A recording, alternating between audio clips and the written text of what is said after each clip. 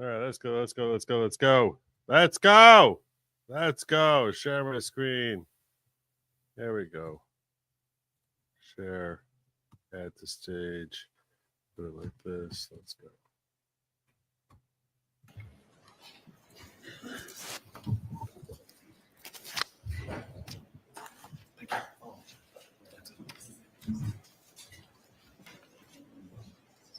Mr. Whiffin, I'd like to ask you a couple of general questions. Yes. You mentioned with reference to location data that the scope of identifying a location of a phone can change depending on what information the phone is receiving. I'm sorry. Yep, I'll try again. You've shown us a number of graphs and exhibits that show different circles. Some might be smaller, some might be larger than others. Yes. And you shared with us that location information is being received from a number of different sources. Yes. Can you remind us again Lies. what can affect that location data as far as receiving some high accuracy, mid, and low level? What could affect the receipt of that information? So primarily, the requesting application defines how accurate it needs the data. iOS location services then determines the best technology to use in order to work out that location. And it can use GPS information for the most accurate. It can use Wi-Fi cell sighting. So it understands the Wi-Fi networks that it can detect close by, and it knows where those networks are. And from that, it can derive where it itself is. Similar idea with both Bluetooth beacons and with cell tower technology. It understands where the cell towers are. It understands where the Bluetooth beacons are. And if it can see those particular cell towers or beacons, it knows roughly where itself must be. You share with us there are some factors that can affect that location data? Yes. In addition to being in a building, like a house or a business, that's one way it can be affected? It is. And there are other ways as well, isn't there? There are. And could you share again the other ways that location information could change? Yeah, the weather can play an effect on it. The geography of the area, whether it's in a rural or urban environment, other kinds of interference. If there are other items close by that are emitting electrical interference, it could affect the location data as well. How about a body being on the phone? Could that affect location data? Objection, Your Honor. Leading. Always leading. If a human being was covering the phone so it wasn't exposed to the air, could that affect the location data? Yeah. I'm going to allow it. It's ridiculous. I believe it could, yes. Incompetent. You were shown Exhibit 40. It was one select piece of your report. It was a graph. With the court's permission, I'd like to show Exhibit 40. Yes. Exhibit 40 has two circles, one darker, one white. Yes, And do you remember being asked questions about this particular exhibit? I do. And in addition to this exhibit, is there other information in your report that wasn't shown to you that would put this in context? There is. This exhibit is to demonstrate a window of when location data was taken for a particular time. Objection, Your Honor. Watch the form of the question. Mr. This photograph, what does it represent? There were two particular I just time told you what it periods, represents, but now you come back of to me. approximately 5 seconds, where multiple records showed identical latitude and longitude. So the same center point of the radius, but the radius themselves differed. Yeah. So in this case, the white circle or the white circles show the lowest accuracy and the highest accuracy for 5 records that were all within a 5-second time period. And that shared the same latitude, longitude as the central point. Looking at this snapshot of 5 seconds, is this still consistent with your opinion that to a reasonable degree of scientific certainty, you opine that the cell phone was in the flagpole area the entire evening of January 29th, 2022? Objection, Your Honor. I'm going to allow it. Really? It's completely leading. Yes, it still aligns with my opinion. When you provide a report with all the different graphs and explanations, do you expect it's going to be shared with the defense attorneys? Of course. And you understand in this case, everything is shared. Of course. And when you shared your report with this piece of information, did you include a summary chart that wasn't shown to you on examination? I believe I did, yes. May I approach? Yes.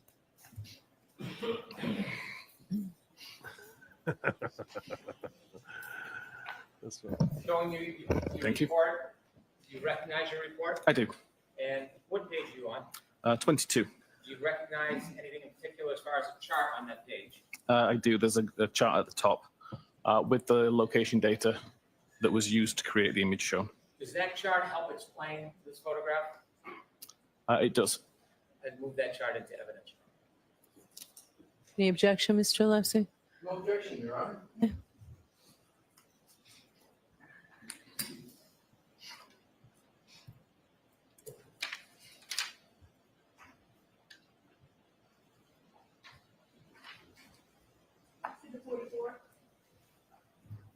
Thank you. With the court's permission, I'd like Ms. Gilman to show us the chart. Yes.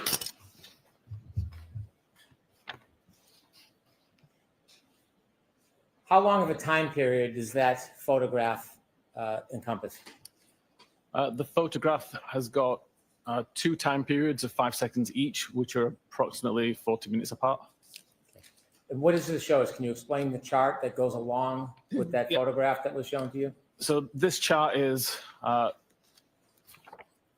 or I should say, the map shows 5 of the records from this particular chart. But we can see that all of these records have a consecutive timestamp 1 second apart.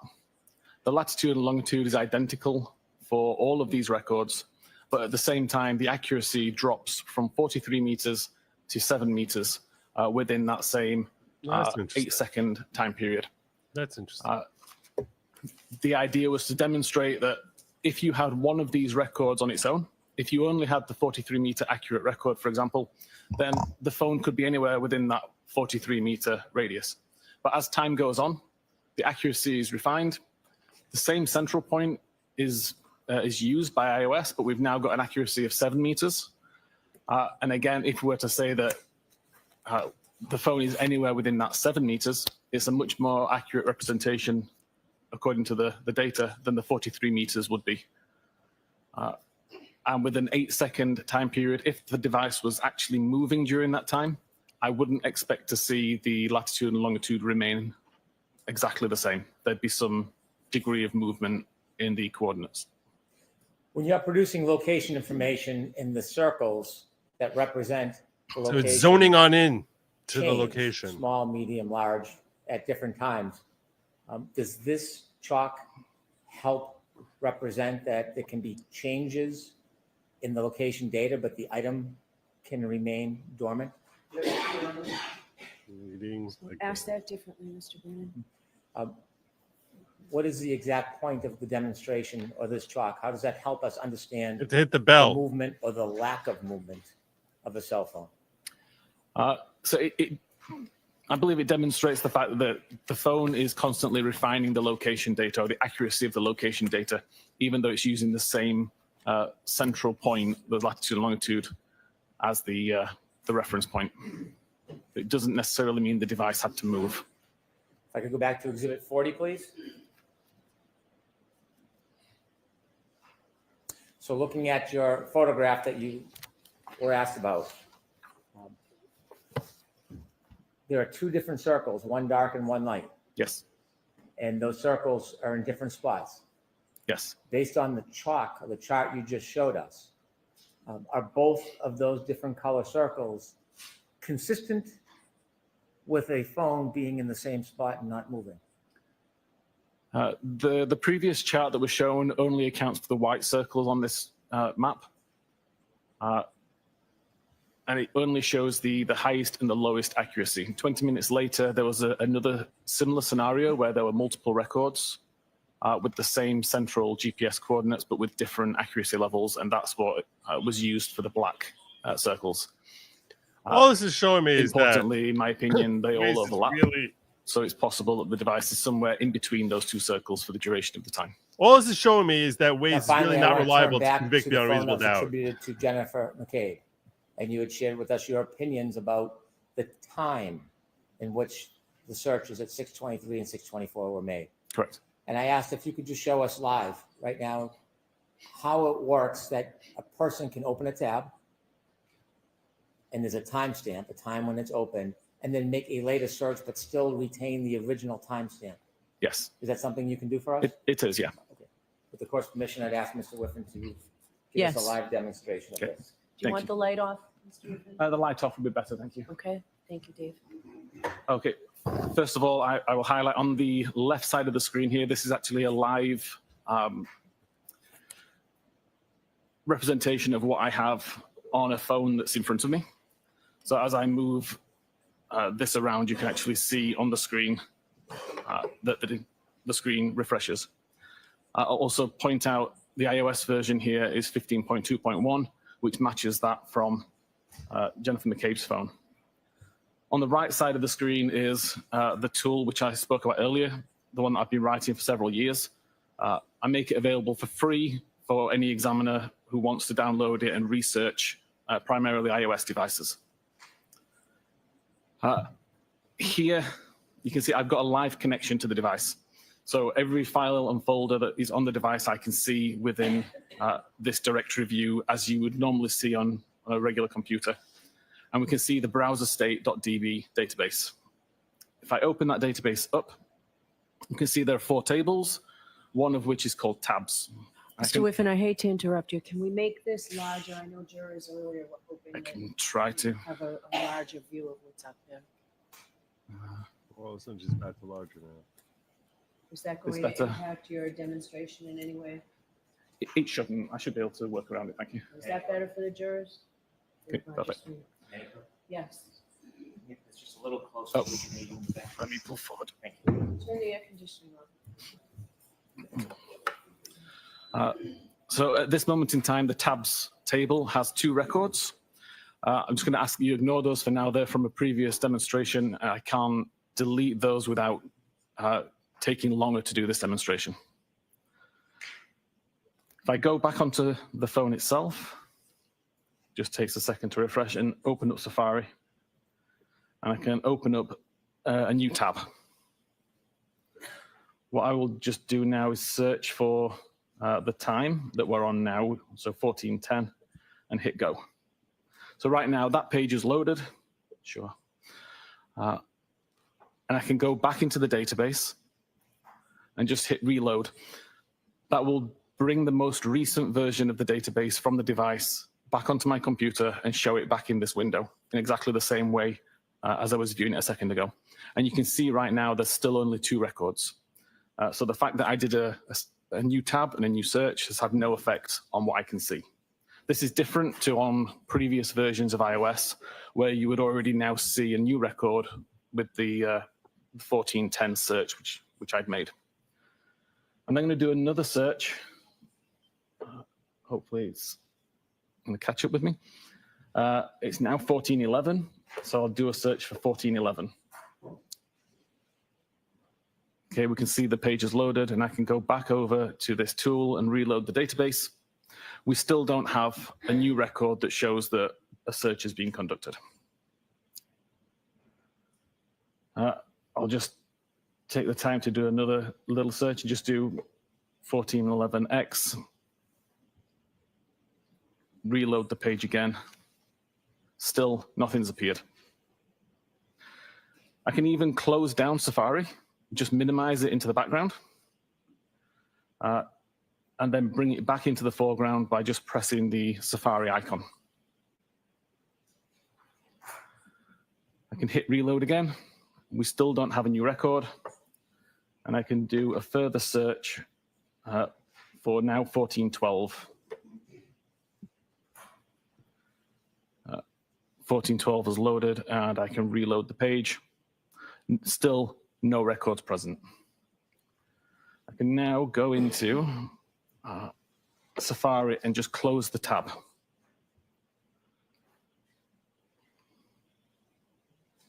So now that tab is closed, and I can just prove that. So that tab is now closed, and I can go back over here and reload, and you'll see a new record has appeared. I'm just going to change the time zone just so that this shows accurately, and tell my tool to treat the timestamps as Eastern time. So we look at this particular record. You can see the title is 1412. That's the last item that I searched for. Okay.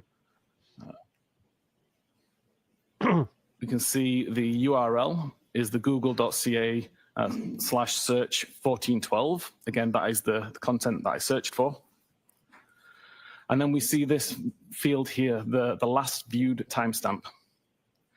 And the time here still says 1410 because that's the time that I first loaded the tab. That really does prove The fact that I navigated between, the fact that I minimized and reopened Safari, that really does. there's no relevance to this timestamp. It is purely the timestamp that tab was created or brought That was back a into powerful focus. demonstration. That was. To an untrained eye, can that development of a timestamp become confusing? Yes, the name last viewed time clearly has implications that would make you believe That that it was shows the time that the page was last viewed. 1412. It's a very And simple saying- test that I just Looking like demonstrated. you searched for to prove that that's 1412 not and the case. 1410. So when Is there she's any other reason that Cellbrite removed that process of timestamp other than to clarify that issue? Objection, Your Honor. No, I'll allow it. Purely because we determined it was unreliable to use as a time that the page was last viewed. If an examiner simply made a report from Axiom or Cellbrite or another software, but didn't have the time or skill to actually go into the data, could they be easily confused by this? Yes, the way that Cellbrite provided this information showed as last viewed timestamp. The way that Axiom provides this data is called last interaction time. So there is some leeway there to misunderstand it less from Axiom because it's talking about tab interaction rather than a web page that was last viewed. Thank you. I have no further questions. All right, thank you. The lights on, please. Mr. Alessi, Briefly, Your Honor, if I may. Yeah. Thank you. do you want Mr. Whiffin to take this down? Yes, please, Your Honor. Good afternoon, and hello again, Mr. Whiffin. Good afternoon.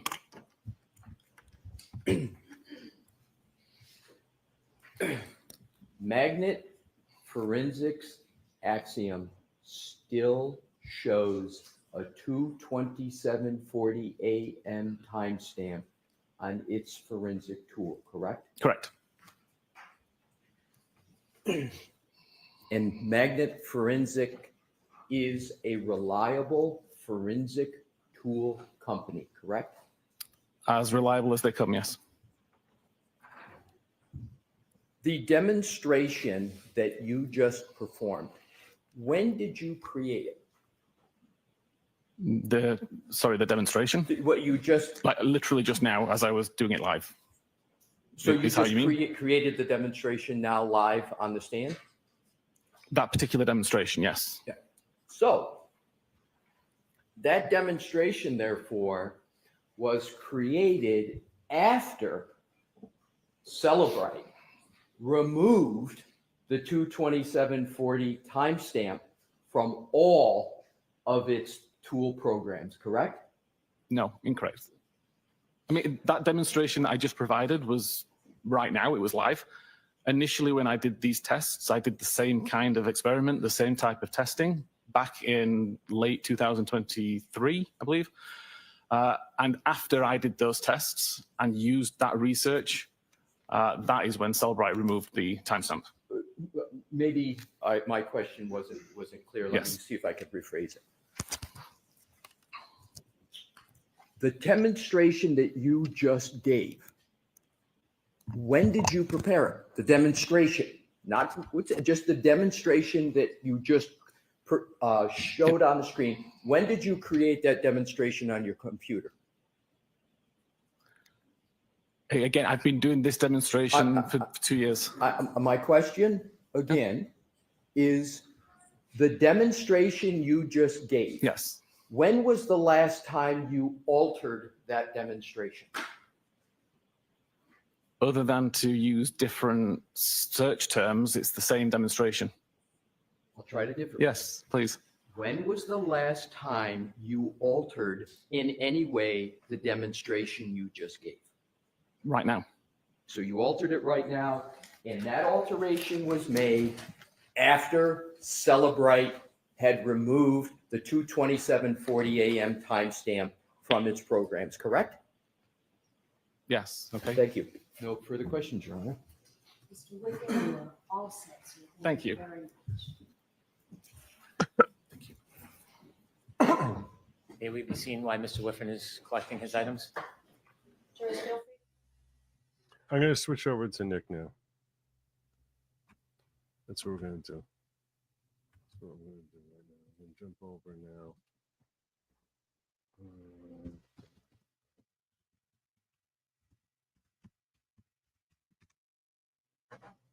Oh, damn it. I need to do that.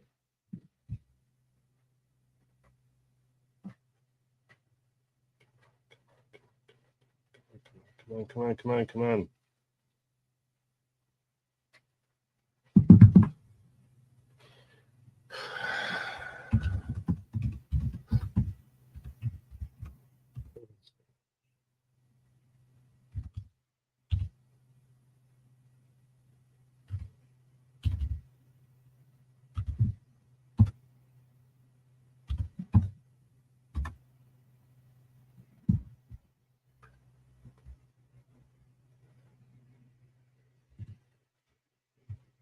ABE.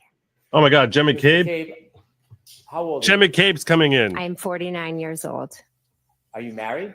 Yes, I am married with 4 daughters. Without detailing your children's names, Gotta get my tell headphones us a in little one bit second. about your family. Sure. I have 4 daughters that are 16, 17, 19, and 21. 2 are in high school and 2 are in college. In raising your children, was your family active in local sports?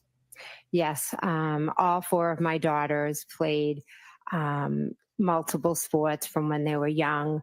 2 now are playing in college. My husband and I both coached them. My husband coached them up, from when Joe? they were young up through 8th grade in soccer, and I coached them Jen and McCabe. coached them up, from when Joe? they were young Without up telling through me 8th your grade address, in what soccer, town are you and from? I coached I'm them from in Canton. How long have you lived in Canton with your family for? I was born and raised in Canton, and You now bet. I'm raising my family there. So your family, their whole life, you've raised them in Canton? 1 year we lived in Stoughton with my daughter. Who do you live with now? I live with my Do husband not- and my 4 daughters. I could not live on the Northeast. Can you briefly give me a little bit more background on your children's school and your participation in interaction with your children, raising them? Yeah, so I was a teacher, and then once I had children, I stayed at home with them and basically was just kind of like your typical, I don't know, small town mom. I was the room parent.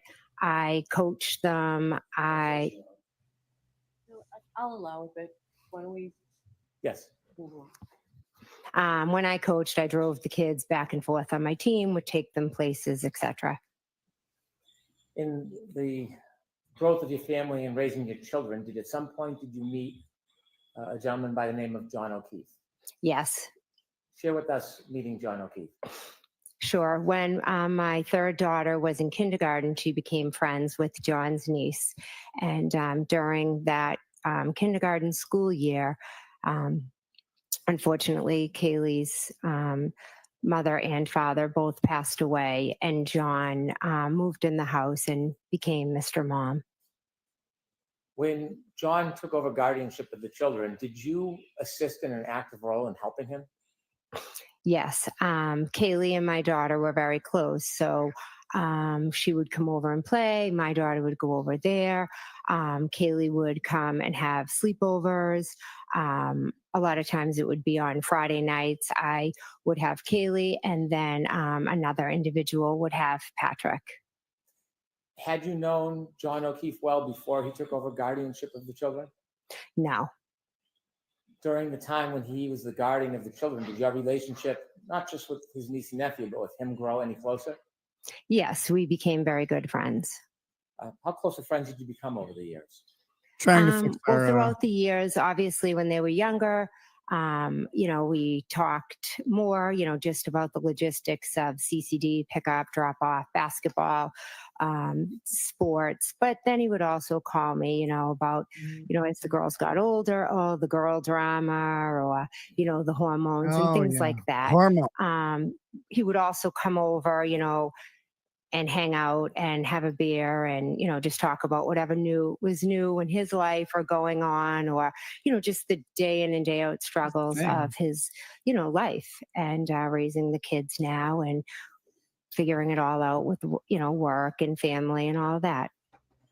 Leading into January 28th of 2022, so the jury understands. Hey, there we go. How close is your friendship with John O'Keefe at that time? He was a very good friend of mine that I knew I could call for anything. At 12:30 in the morning to come on over. I want you to take Hey, us listen. forward to January Oh my 28th, gosh. 2022. Do you remember that day? Yes, I do. Do you remember it well? Yes. Take us to the early morning hours, January 28th, 2022. Did you learn there may be weather or a storm coming? Yes. Tell us a little bit about that. We all saw the report that there was going to be a big storm, a nor'easter. So we all knew that basically all the Saturday activities were going to be canceled. That includes sports? Yes. Was and is the sporting events for the children a big part of your life? Yes. Back then I had, two in high school that played 3 sports, and they played club sports as well.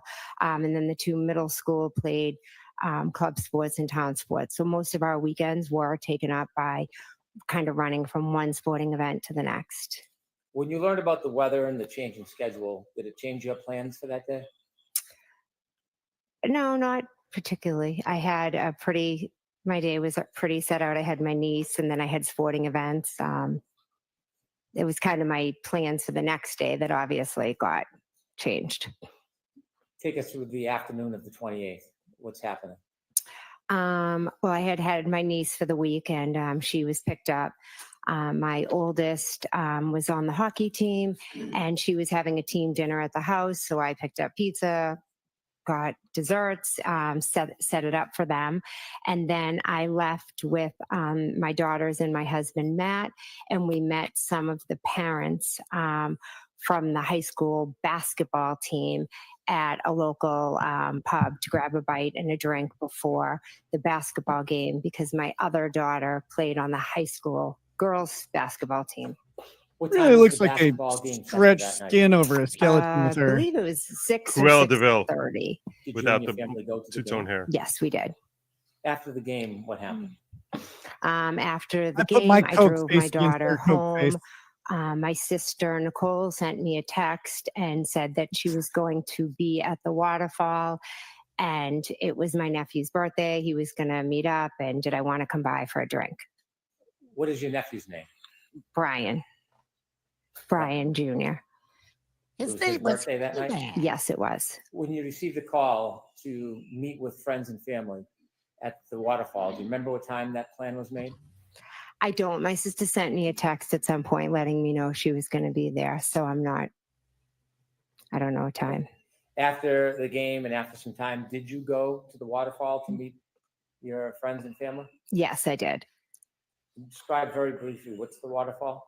It's just a local town bar. Remember about what time you got to the waterfall? About 9 o'clock. When you got there, was there anybody there that She has you knew? nice hair. Yes. Okay, now take us inside the waterfall. When you get there, who do you see? For some credit. I walk in and I see Julie and Chris Albert, my niece Caitlin, my sister Nicole, and my niece's boyfriend Tristan. You said you saw Julie and Nicole Albert in the waterfall? Yes. Were you related to either of them? Nicole is my sister. So Brian Sr. would be your brother-in-law? Yes. Also, you mentioned there was a niece. Yes, Caitlin. And is that Brian and Nicole's daughter? Yes. You mentioned the name Tristan. What's his relationship to your niece, to Brian Albert's niece? He's now her fiance. And was there anybody else I missed? That's all who was there. I'm not sure if Nick Kolakidis was already in there when I got there, or if he arrived right after. And then his wife joined us. So when you're in the bar and you see your friends, what do you do next? I immediately just, joined them and sit down. Were you eating, drinking? I know I ordered a beer. They had appetizers on the table. I'm not sure whether I had any or not. Were you drinking alcohol that night? Yes. As you're spending time with your family, did the night grow? Yes. Did you stay at the table where everybody was eating, or did you move inside the bar? We were pretty much right around the table. Did anybody you knew join you or join the group at some point? Yes. A little while later, Brian Albert and Brian Higgins joined us at the waterfall. So when you first got there, was Brian Albert already there? No, he wasn't. Is that your brother-in-law, Brian Albert? Yes. And you said Mr. Higgins. Did you know Mr. Higgins? I had met him a few times when he was out with Brian. You had met him a few times before that night? Yes. Were you friendly with him? He was a friend of Brian's. Was he your friend? No, he was Brian's friend. You knew who he was? Yes. So when Mr. Albert and Mr. Higgins joined the group later, did they come directly to you, or did they stay somewhere else inside the bar? No, they came over to our table, I believe. How long were you in the waterfall for that night? Approximately 9 to little around midnight-ish. About 3 hours? Yes. Do you have an estimate how many drinks you had, alcoholic drinks you might have had? I don't. I don't know. Maybe 2, 3. Throughout the night, were you feeling any effects of the alcohol? Not that I recall, no. When the group was together, you mentioned a number of people have joined. Were you joined by other people later? Yes. Who were you joined by later? John O'Keefe and Karen Reed. And you talked about your relationship with John O'Keefe. Yes, earlier, yes. Did you make plans with him, or did he just show up? I believe he had started the Jen got conversation about the night with Chris Albert. Chris Albert is a different Albert than Brian Albert. Yes. How was the relationship between them? Brian Albert and Chris Albert are brothers. Was Chris Albert there when Mr. Higgins and Brian Albert arrived? Yes. Actually, Chris, did I miss him? Because Chris was there with Julie. Did I? mentioned I'm not Chris. sure if I said that when I was naming everyone at the table. You I did. apologize. You may have. Okay. So when you first got there, he was at the table with your Yes. sister. Yes, he was. When moments before John O'Keefe arrived with the defendant, what was the mood in the group? Cheerful. Good mood. Everybody was just out having a drink. We all knew the storm was coming tomorrow, and just a typical average night. Celebratory? Yeah. You said you were going to see Brian Albert Jr. for his Yes. birthday. Was Brian Albert Jr. at the waterfall when you got there? No, he was not. Was Brian Albert Jr. there anytime when you were at the waterfall? No, he was not. Without relating a conversation with some other person, did you have an understanding where Brian Albert Jr. was? He was at home.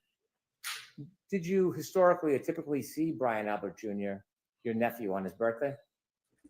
Yeah, typically we always, get together. We try to and do a cake for whoever's birthday it is. And then whatever, aunts or cousins are around, come over.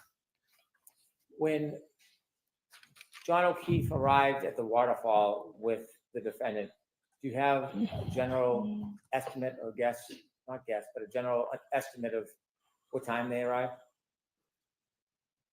Approximately 11. When they first arrived, did you see them? Yes. Where did you see them coming from? I saw them walk in. When they walked in, did you react in any way? Yes, I was happy to see them Why were you happy to see them? because I loved John and I liked Karen. So you were happy to see John? Yes, very. And you were happy to see the defendant? Yes. Do you remember your first interaction What about with now? John or the defendant that night inside the waterfall? I believe John walked over to where I was, kind of to my end of the table, and then maybe Karen had walked to the other end of the table. But I would assume I probably hugged both of them when I Well, saw them. I'm going to ask you not to assume if you don't know. That's Okay. okay. You Yeah, said that you don't- had don't known assume. The defendant as well. Yes. Just know what you did, Do dummy. you remember how long she had been dating John O'Keefe up until that point? I know I met her in July of 2020. Had you had a chance to spend time or interact with her over that time before that night at the waterfall? Yes, I had. And share with us some of the moments or some of the reasons that you would interact. The first time I met Karen, John had reached out. We would do pool days with him and his niece and his nephew. So he had told me he was dating a new girl and he wanted to bring her over. He said that she had multiple sclerosis. I also have multiple sclerosis. So he thought that that would be something we could, we would talk and On bond the over. MS I days. said, yeah, great, bring her over. No, you guys So got too much in her common. and Debilitating John and illness. Haley and Patrick came over. We had a pool day.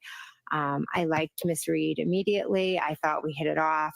It was really great. We're both going to talking die at the to same someone time my early. age that also had MS, because I didn't really know a lot of people who have it. So it was really nice to have somebody to relate to. Then moving forward, we would see them, if it was my daughter's birthday party, when it was time for pickup, they would come in, have a couple drinks. Same thing for like a Halloween party, after basketball games. So you spent time both with John and Miss Reed? Yes. Did you spend time with the defendant separately without John around? No. Did you become friendly with her? Yes. And were you friendly that night? Yes. After John and the defendant enter the bar and you greet, did you interact or spend time with Miss Reed at the waterfall? Yes, I did. And speaking of the defendant, do you recognize her here in the courtroom? Yes, I do. Could you kindly point to her and describe an article of clothing she's wearing? She's sitting right over there with a black shirt or a blue. I don't Is know she if it's between black or blue. Attorney It's Jackson and ugly. Attorney Yannetti? Yes, she is. When you It's were at the awful. waterfall that night, do you remember who you were speaking to or where you were spending your time? As to earlier in the night or after? I'm sorry, after Mr. O'Keefe and the defendant arrived. Oh, your Darth Vader Yes, Miss room, like in the background. Reed came over and spoke to me because I had seen her the Saturday before, and she had told me how she had started a new medication, and it was giving her some awful side effects. And I said, I'm shocked they put you on that, etc. Let me not ask you about conversations you Okay. had, but about the moment that you were in. Did you spend time with Miss Reed that night? Yes, I did. Inevitably, did you drink more alcohol as the night went on? I believe I had, like I said earlier, a couple of drinks, 2, 3, not sure. Did you ever have a shot of alcohol? I do not believe I had the shot, no. Did you see the party, the group of friends and family doing a shot? I was in the bathroom and walked out, and they were doing or had just done a shot. With the court's permission, I'd like to display parts of Exhibit 22, which has already been introduced into evidence, which is video surveillance footage from the waterfall. Okay. I'd like to start at 10:54:20, please.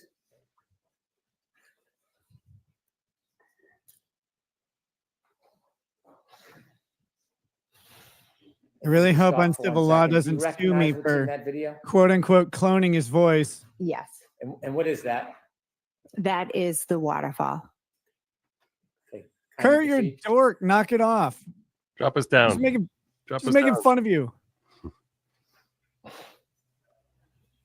There you go. That's better. If you could stop. Do you see the two people entering from the left? I do.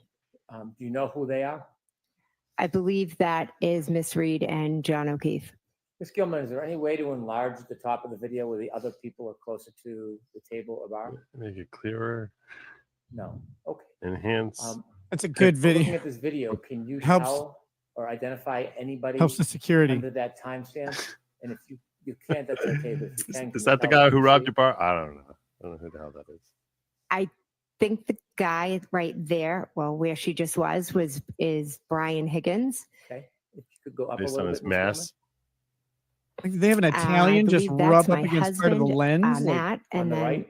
on the right, and I think that's me on the left. Okay. And if you can go down the table to the left, Ms. Gilman. You recognize who that might be from the clothing? I'd have to take a guess that Okay, it could. don't guess. It's Okay. okay if you don't. Anybody else at the table more to the left, do you recognize? Not from this picture. Ms. Gilman, could you highlight where Ms. McCabe thinks that she is on that video with that circle you just had and play the video?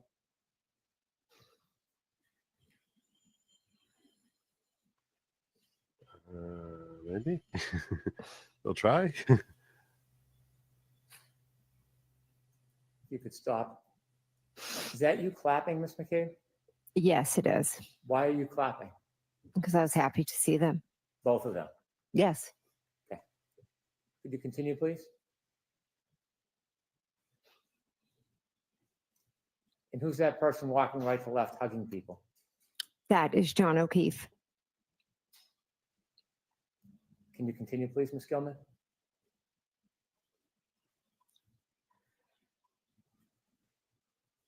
Is he wearing a coat?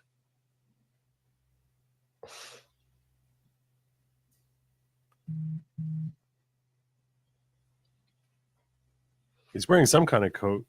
And this is a big deal, right? About the coat and the Are arm. you and the cuts. interacting with anybody? I can't see where I am. Okay. If you could stop the video, please. Could you I have NASA footage from 1968 Move that's ahead better to- quality. 11:26:50, please? 11:26. 11:26:50. That's probably when they're leaving. Is that your group still at the waterfall? Yes, it is.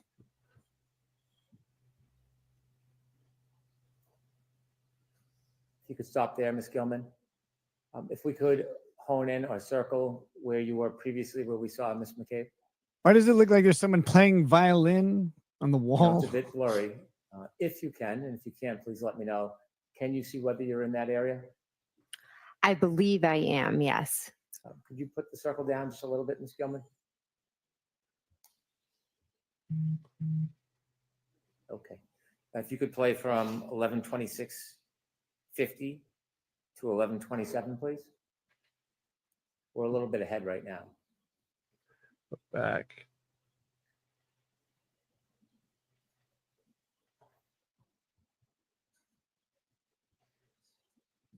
Who are you hugging there? I believe that's Miss Reed. Satan. Thank you. One more, Ms. Gilman. I'm going to ask you to move forward to 11:46.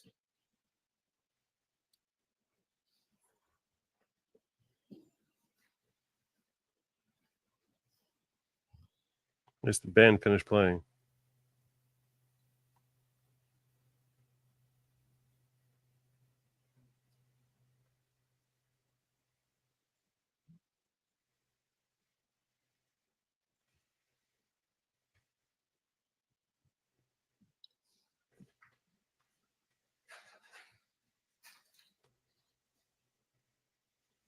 Here I am dropping bangers about Boston, muted. Just completely Could you terrible pause, at Ms. this. Gilman? Could you circle in that same area where Ms. McCabe was I didn't realize those were real last people. I describing? legitimately thought it was a Can you mural on make the wall. anything out in this video? Yes, it looks like they're all, toasting or doing a cheer before they do a shot. Can you see whether or not the defendant's in that part of the video? Oh, Yes, it looks like she is in front of the man in the plaid coat. plaid. I only see Were a you plaid coat. participating, with the drinking at this Striped moment? shirt. I don't see myself in the video. I don't believe I was. But you were drinking separately that night, weren't you? Yes, I was drinking beer. I do that every Can you night. please? Oh, that's nice and bright. Yeah, that's better.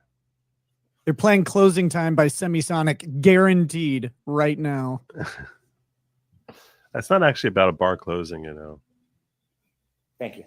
It's about life opening. Something like that. I don't know. There's a whole poetic thing behind it, supposedly. Shortly after the shot, was there conversation about leaving the waterfall as a group? Yes, there was. Was there any discussion about where the group should go? At first, Miss Reed was asking if we could go up the street to D&E. What's D&E? D&E is a sub shop that's owned by Chris Albert. Was it open that late at night? No, it wasn't.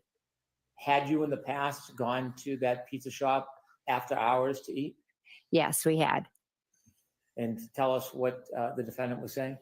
She just kept asking, can we go up to D&E? Can we go up to D&E? She wanted just to go up and, Chris makes food and then we were going to go she wanted us all just to go up there and eat and hang out. that wasn't an uncommon occurrence for the group to sometimes go to that pizza shop after hours, was it? No. Did the group decide to go to the pizza shop? They decided they weren't going to go. Was there a different plan made?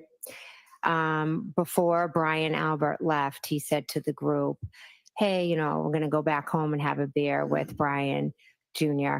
If anyone wants to come by. Brian Jr. is. When you received the I've been- invitation to the group to go Kidding. back to Brian Albert's house, did you decide whether you're going to go home or go back to your sister's house? Yes, I decided I was going to go to my sister's house. Without saying what was said, was there any discussion in the group among the participants about going back to your sister and Brian Albert's house? Everybody seemed to want to go back. Did anybody object to going back? No. Had you been to your sister's house before? Yes. Many times? Yes.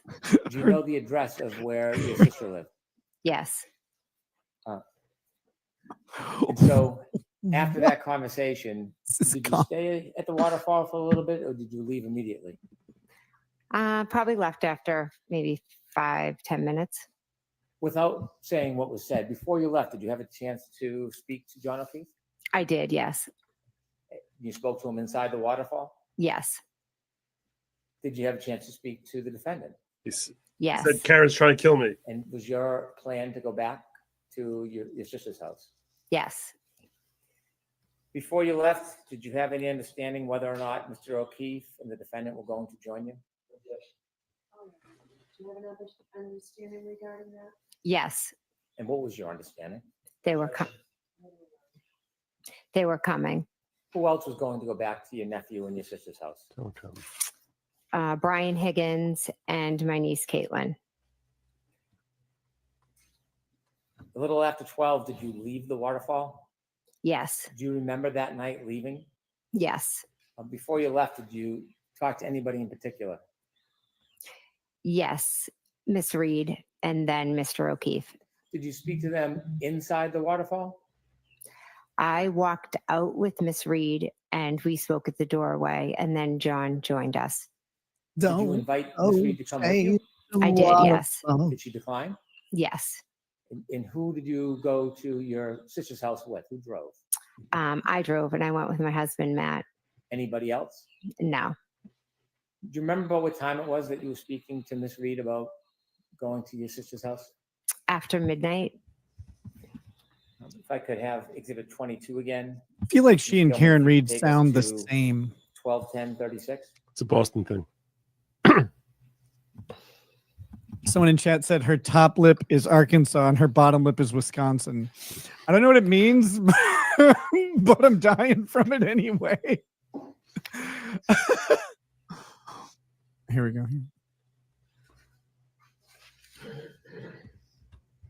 She has ashtray eyeballs. You could stop it there, please.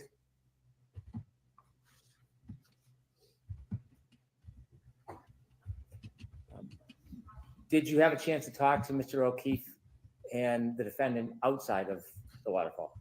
Yes. And do you know specifically what time you left the waterfall? It was after midnight. When you left the waterfall with your husband, you said you were driving. Did you stop anywhere along the way before you got to your sister's house? No. Tell us what you see when you get to your sister's house. What are the weather conditions like as you're driving there? It's starting to snow to the point where it's starting to like accumulate. It's on your car. It's just, getting on the street. Is it light? Is it heavy? It's light at this point. That'd be like How long sleeping does with it take Peter to get from Griffin. the waterfall to your sister's house? 5 to 8 minutes, depending on lights and weather, etc. When you first get to your sister's house, while you're still in the car, describe what you see. My wipers are on. I'm just looking out the window and it's snowing. It's dark. Anybody in the driveway? Any cars in the driveway that you see? Oh, when I pull up to my sister's. Yeah. As I pull down the street, I take a left into the driveway and there is a Jeep that's parked on the street.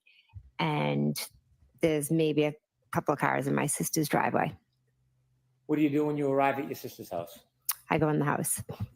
Now, there are a couple doors at your sister's house. Yes. Is there a front door? Yes. Is there a side door? Yes. Which one's closer to the driveway?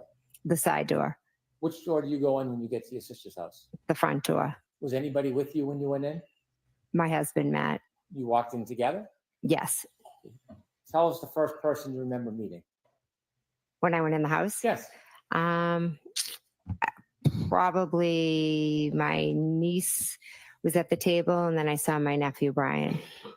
Was there anybody else you saw at the table? Julie Nagel and Sarah Levinson. So when you walk in the front door of the house, I prefer Sarah on what Levinson. table? Is this a living room table, a kitchen table? You walk in and then you go to the right and it's into the kitchen and there's a table there. Is The face is kitchen worth separate it. from the living room, or is it open? It's open, but they're separate. Can you see the kitchen table when you walk in the door if you turn and look right? Yes. And when you go into the kitchen, you said there was a woman by the name of Julie Nagel, Yes. and then another woman, Sarah. Yes. You know her last name? Levinson. Julie Nagel. Did you know her when you walked in the house that night? I had met her a few times. Had you spent time with her? Were you friends with her? No, I just had met her a few times, and she had watched my dog for me when my nephew couldn't. When you would go away, would your nephew be responsible to watch your dog? Yes. Did you understand that Julie Nagel had watched your dog a couple of times? Yes. Had you ever socialized with her before that night? No, I may have seen her at a graduation party, but never beyond that. Were you friends with her at that point? No. Friendly enough that she watched your dogs? Yes, through my nephew. He just said my friend's going to do it, and I I see. trusted his judgment. And there was another woman by the name of Sarah. Did you know her before you saw her that night? I knew of her. If I would to see her, I'd say hi, but that's the extent of it. How did you know of her? Just from being in the town, going to different sporting activities and just being around. You said your nephew Brian was there as well in the kitchen. Yes. This was his birthday? Yes. How old was he? I think he was turning 20. Was there anybody else in the house when you and your husband first got there? Yes, my sister and Brian Albert and Brian Higgins. So Mr. Higgins, Brian Albert, and your sister were there before you. Yes. Where was everybody when you first came in? My niece Caitlin, Sarah Levinson, Julie Nagel, and Brian Jr. were all at the kitchen table. My sister was over, I think, cleaning the counters, and Brian were off in that TV room that you can see from Brian the and kitchen because Brian? there's a wide opening. It's a law Walk in the firm. front door. Would I look left or right to see the TV room? You look right to the kitchen, and then through the kitchen's the TV room, but you could look and when you walk in, you can see because it's open. Is the TV room in any way have a relationship with that side door? Yes, it does. If you were to walk in the side door, would you be walking into the TV room? Yes. When you saw your nephew Brian Jr. and his friends, are his friends about the same age as him? Yes. Were they drinking? Yes. Was there music?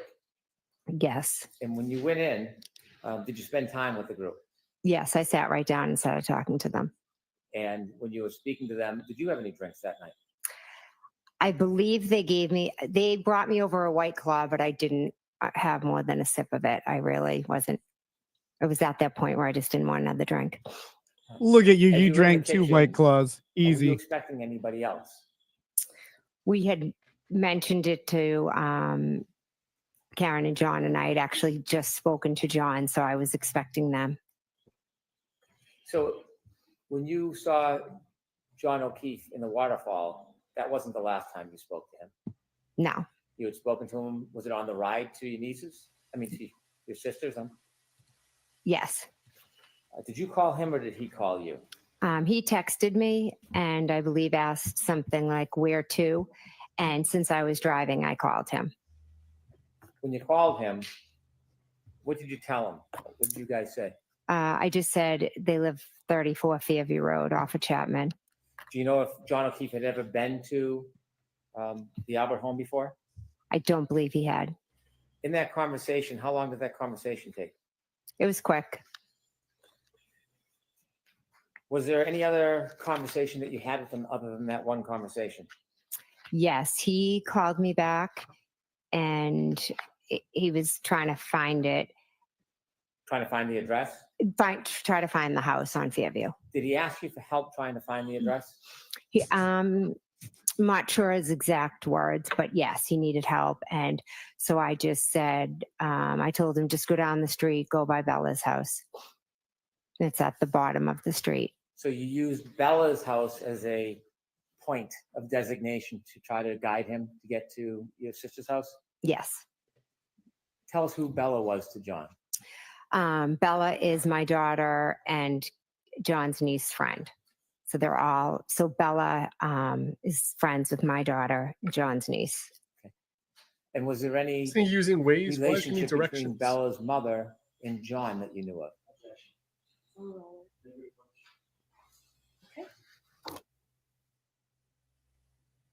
Hey, Joe. How you doing? Pretty well, man. I've been looking forward to Jen McCabe. I've been looking forward to this since opening day, because I think that the cross-examination here is going to be fascinating. I mean, all the questions about her Google search, you know, what did you take out of this guy today? Did you buy his explanation as to the search being really 6 o'clock in the morning? No, I mean, that was obviously insane. It's like, no. When it was generated at 2:27 a.m., it actually didn't happen until 6 a.m. That's just how the phone logs it. It's about the dumbest explanation I've ever heard. Like, that doesn't make sense. And if he wasn't trying to say that, that's what it sounded like he was saying.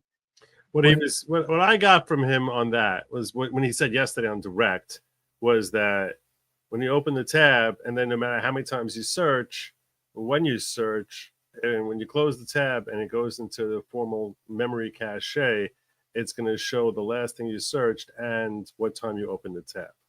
Yeah, but he testified today that it's not actually the last thing you searched, or the last time you viewed it, right? Like, because that was the value that was in the field called last viewed time or whatever. He's like, but that's not actually the last viewed time. It's just a misnomer. For whatever reason, they named it that. I don't know. He came across as not credible to me. And I think Alessi opening the day by just saying, what about the white circle right here that shows in the house? And then all those steps that happened that weren't in your report. And he's like, well, yeah, and that's the thing. Interpret the data. That's the thing about the geolocation. He was very careful yesterday on direct to basically say, I only show the dots where we can get within 10 meters. I'm not showing any other dots. He doesn't tell you what time those dots are. The first of those dots might have been at 3 o'clock in the morning. You don't know when those dots came up there, and you don't know how many dots that had a wider circle that he eliminated, which might have been smack dab in the middle of the house, which were going on for an hour and a half. So it's really cherry picking, and he's claiming he's cherry picking because this is the most centralized location that we can verify. But it also could be your cherry picking based on the time that he's there laying dead on the lawn. It doesn't really explain anything. He also doesn't explain why some of those dots seem like they're a good 20 yards away, 20 meters away from each other. Those are the zoned in ones. I thought that Alessi did a really good job of picking him apart today and he spent 2 to 3 hours just completely shredding his direct testimony. And that whole, I put a battery in the freezer just to see if batteries get cold. That was hilarious to me. Like, there was no point to that little stupid freezer experiment at all. I was dying of laughter when I was watching this. Well, it's like, okay, so he puts the battery in the freezer to see if it'll get cold, and presumably you'd think that he'd be seeing if it would get cold at a consistent rate that was along the thing. But then it's like, well, I don't know what temperature the freezer was. I don't know what temperature it was outside. I don't know where the phone is. It's like, then why'd you throw it in the freezer in the first place? Like, if the data that you're collecting doesn't matter because you're not going to use comparative data or comparative circumstances, what are you doing? He's establishing that ice is colder than water. That he's establishing that people see better when it's light outside than when it's dark. He's a real scientist. He's zeroing in on the things that humanity is desperate to solve.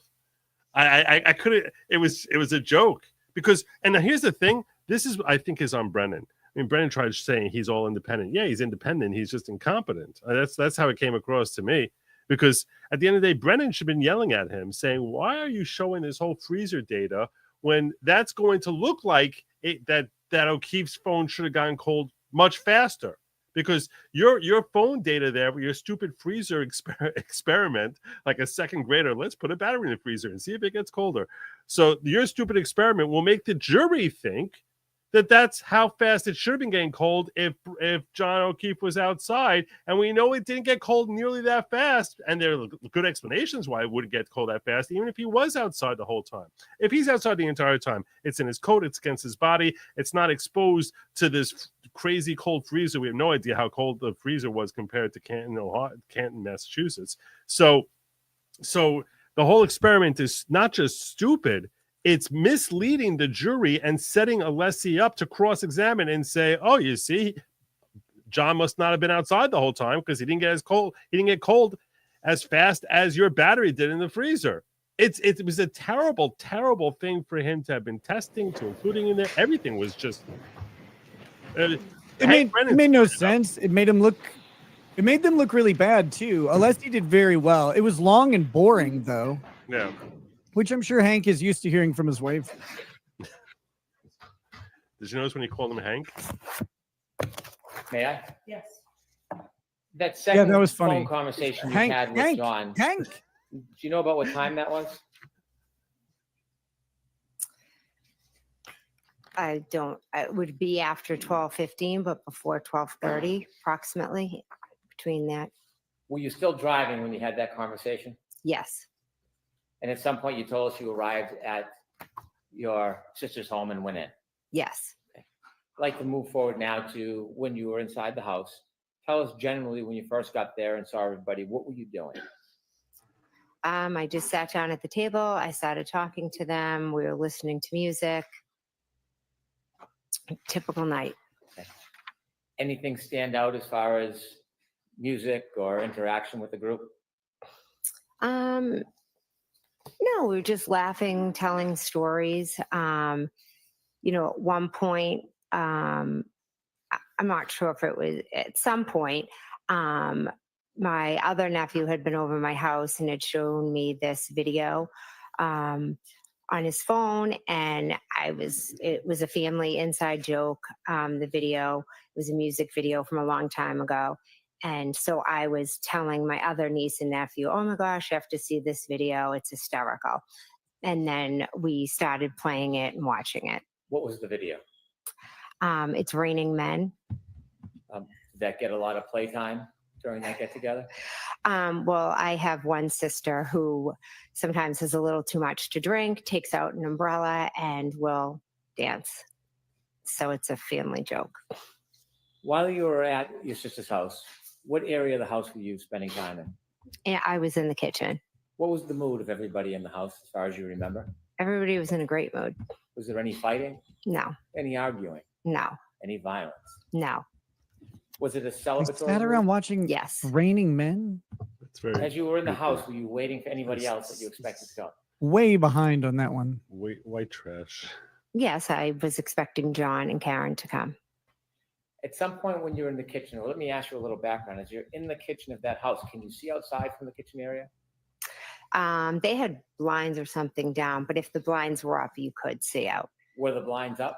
No, At any point, were you able to see outside from inside the house? from the front door, yes. Does the front door, is it glass? Yes. At some point when you were with everybody in the celebration, did you have a chance to look outside? Yes. And when you looked outside, what did you see? I saw a dark SUV out front. Did you know whose SUV that was? I believed it was Karen's. Could you see who was in it? No, At that point of night, what does the weather look like from the front door? it's dark and it's snowing, and I could see, brake lights. Did you see if that SUV moved at all? I didn't see the SUV actually move, but I saw it in a few different locations. How many times did you look out? Can't give you an exact number of how many times I looked out. I can tell you I saw the vehicle first straight out from the front door. Then I saw it up at the flagpole, and then I saw it further Sir? up from the flagpole. I saw Were you it. studying the car at all? No, it was quick glances. Did you have any reason to study it? No, What were you expecting was going to happen? I was expecting John and Karen to come into the house. Did they ever make it in the house? No, they did not. As you were waiting, were you doing anything else in addition to waiting for them to come in? Yes, so I was sitting at the table. Someone made mention of a car out front, so I got up, went to the door, looked out, and then I would go back to the table, and where we were just all laughing, talking, playing music, just hanging out, not really thinking much about anything.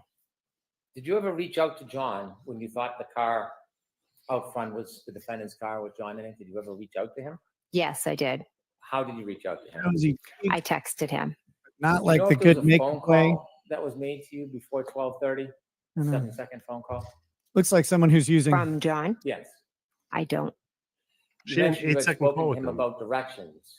Is that the last time you heard his voice? Yes. When the car was out front, did you exchange text messages or were you simply texting him? I was texting him. Do you remember what you were texting him? The first time I said here, What do you mean by here? Was that like exclamation hair, point? hair question mark, because that's when I saw the car. Yeah. You were wondering whether that was him? Yes. Did you send any other text messages that you can remember? After I saw the car move locations, when I saw it go up to the flagpole, I said, pull behind me. And do you remember any other communications you had with him? Was he texting you anything? No, Did he ever text you again that night? he never texted me again.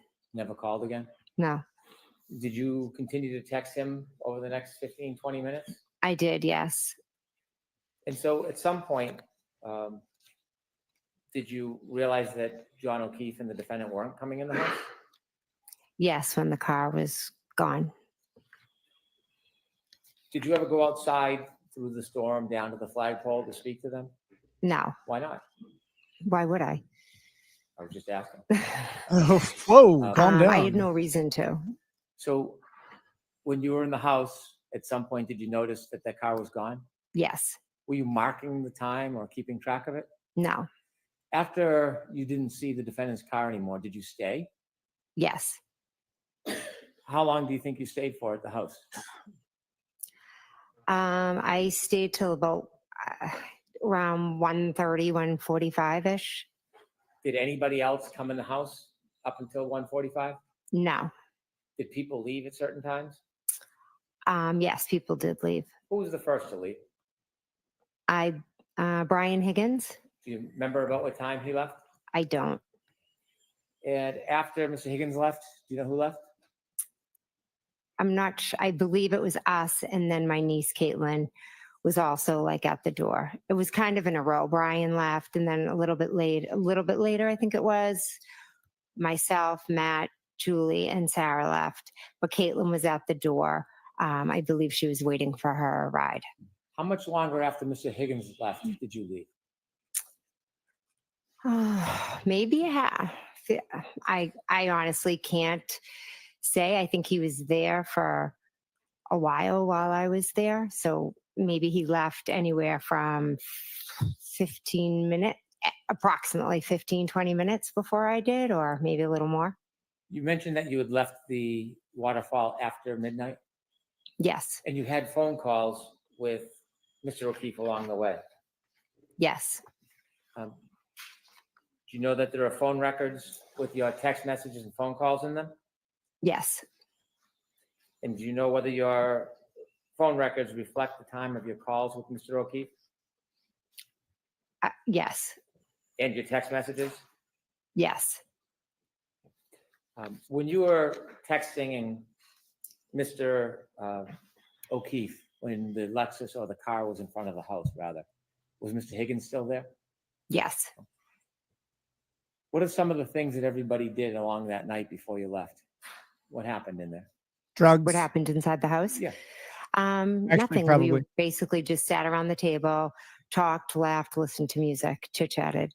Celebratory? Yes. Was there ever any fighting, No, none at all. any arguing, None at all. any physical I love that interaction? the state's No, entire none. case is a defense Where of did what you they know decide the to leave that defense night? is Did you going say to around bring. 1:45? Yes. Yes.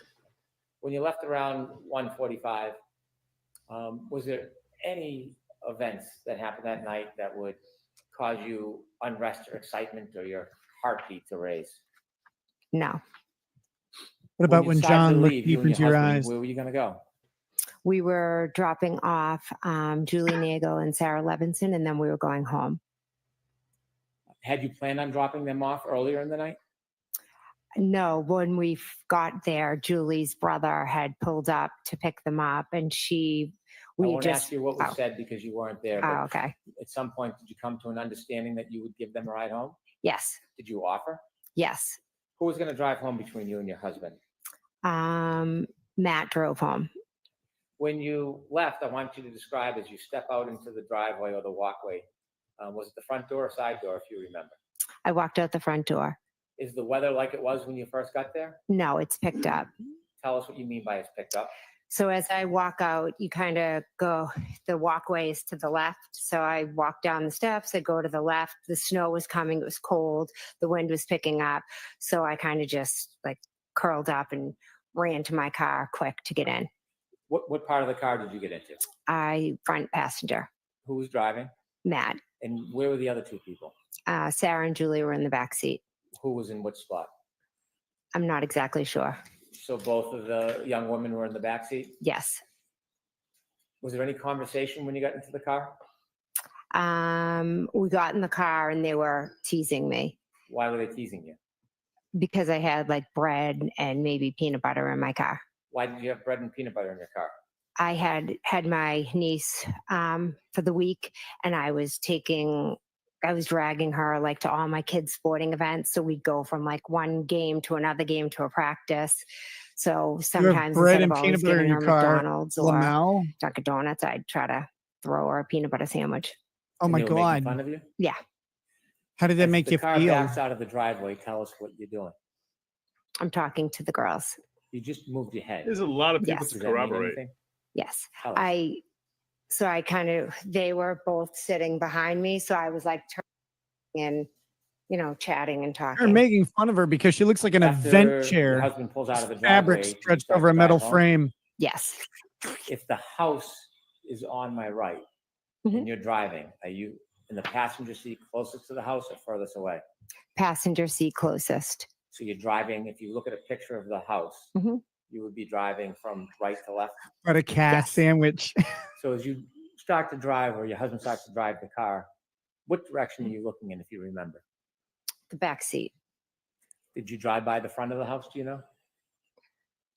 We pulled out of the driveway and went up Chapman. Okay. And your husband and you passed by the front of the house? Yes. Did you pass by the flagpole? Yes. Were you looking at the flagpole? No. And how dark was it at that point? It was dark. Snow? Yes. The point As you're is that passing the flagpole, you're like, why do do you you not hear or see see him? anything remarkable? No, I'm not really paying attention. I'm just chatting to the girls, and Matt's just focusing on driving. You When you're established talking she's to the making girls peanut and butter making fun of you, sandwiches. what's the mood in the car? We're all laughing and joking. Where do you go next? We drive Julie Nagel home. After you drop off in Snego, where do you go? We drop off Sarah Levinson. Is the weather constant? Yes. After you drop off the young woman in separate spots, where do you go? We went home. Can you tell us when you get home what happens next? We go in the house. I go up to bed. Matt makes himself a snack and then joins me upstairs. Do you have a telephone? Yes. An iPhone? Yes. When you go to bed, do you stay up at all? Yes. Do She's you use your barely iPhone? containing herself. Yes, I do. What were you doing? I texted a few people and then I did a couple of Google searches. And what were the searches for? One, my daughter had played in a basketball game earlier in the night and it was a very good game. So I went and I read the report on it. And then my other daughter had an offer to play on a basketball team. So we had to make a decision about whether or not we were going to accept the spot. So I was just looking up that basketball club. Other than those regular searches that one would do, is there anything remarkable about what you were searching at 2/2/27, that time frame? No. After you were looking at websites for your child's sports, what did you do? I put my phone down and went to sleep. And up to that point, had there been any discord or fighting or arguments in your world? No. Peaceful night? Yes. Did you go to sleep, Ms. McCabe? Yes. Did you sleep through the night? I typically get up to go to the bathroom, so that I could have gotten up possibly to go to the bathroom. Did anything remarkable happen in the early morning hours of January 29, 2022 that changed that peaceful mood into something else? Yes.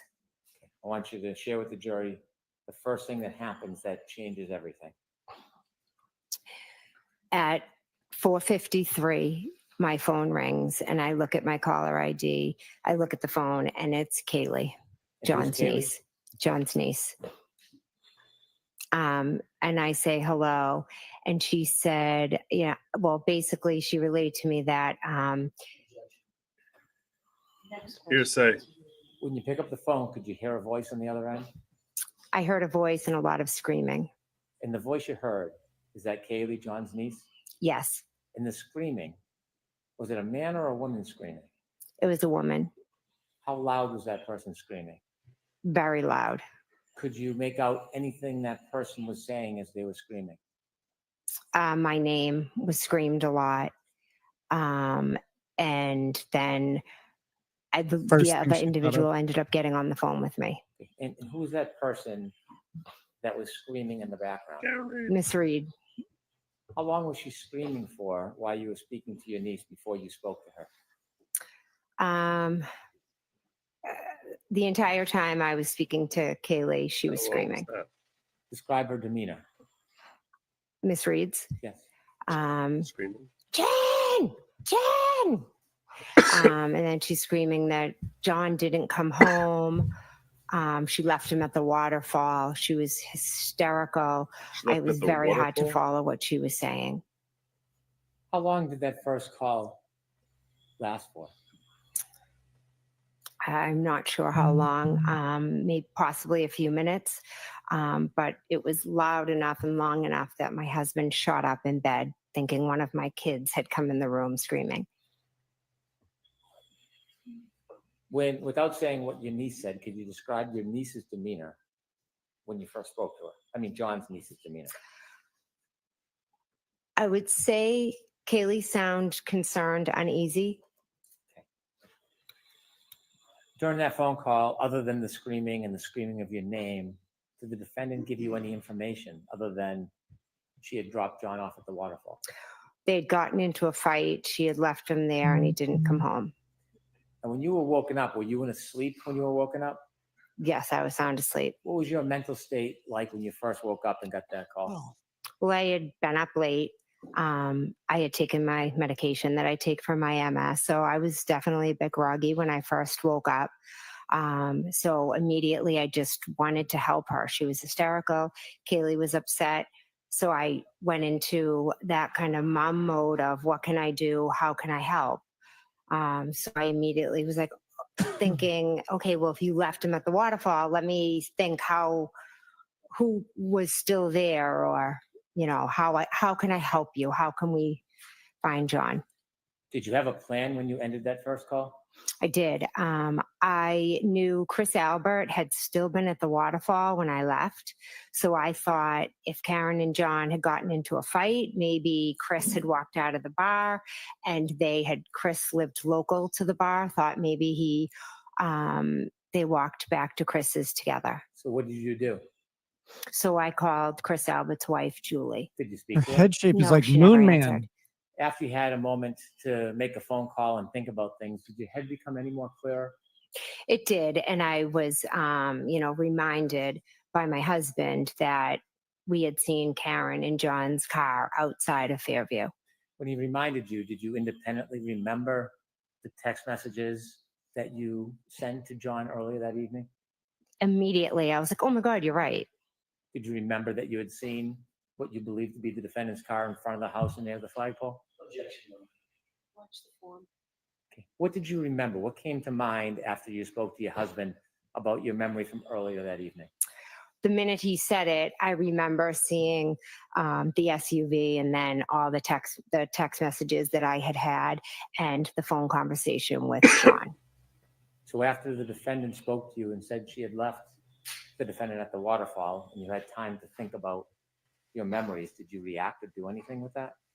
Yes, I believe I called Kaylee back. Why did you call Kaylee? I didn't have Miss Reed's phone number. When you called Kaylee back, did you speak to anybody? Yes, I believe Kaylee and then Miss Reed. When you first spoke to Kaylee, could you hear anything other than Kaylee? The screaming, Was it any different or was it similar to the first time you spoke by phone? similar to the first time. Regarding the demeanor or intensity, had it changed at all? Not at all. You mentioned the first time that you had that phone call, the defendant was screaming your name. Jen, Yes. Jen, Jen. Was she saying your name in the second call or was it just general screaming? My name. And then when she got on the phone, I had told her, Karen, I saw you guys outside of my sister's house. And then she told me she didn't remember being there. And then she went on to say, she started saying, could I have hit him? Did I hit him? I don't. And then she just was just all over the place, like screaming my name, screaming so many different things. She was hard to follow or understand. When she was saying to you, did I hit him? Could have I hit him? Was that before or after you informed her that you had seen her out front of your sister's house? It was after I told her that. She also informed me that she had cracked her taillight. In that conversation, she told you that? In one of the conversations I had with her in my bedroom, yes. That's very convenient. When you told her that you had seen her out front, Mhm. she had said that she didn't remember that night. Was that before or after she was saying, did I hit him? Could have I hit him?